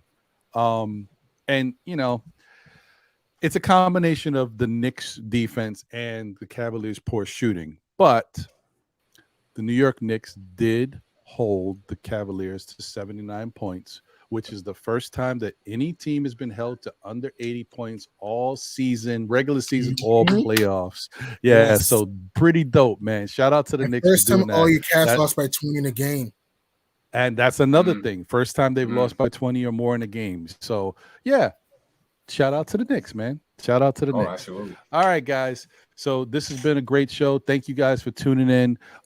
Continue to, watch these Knicks games and support the team. And listen, no matter who you like, who you dislike, who you may be questioning, we're all, in support of our Knicks players. We want them to do the best because that's how we get the victories. That's how we get further in the playoffs. So let's support everybody. Thank you for tuning in, guys. D, pleasure. G Money, always good to see you.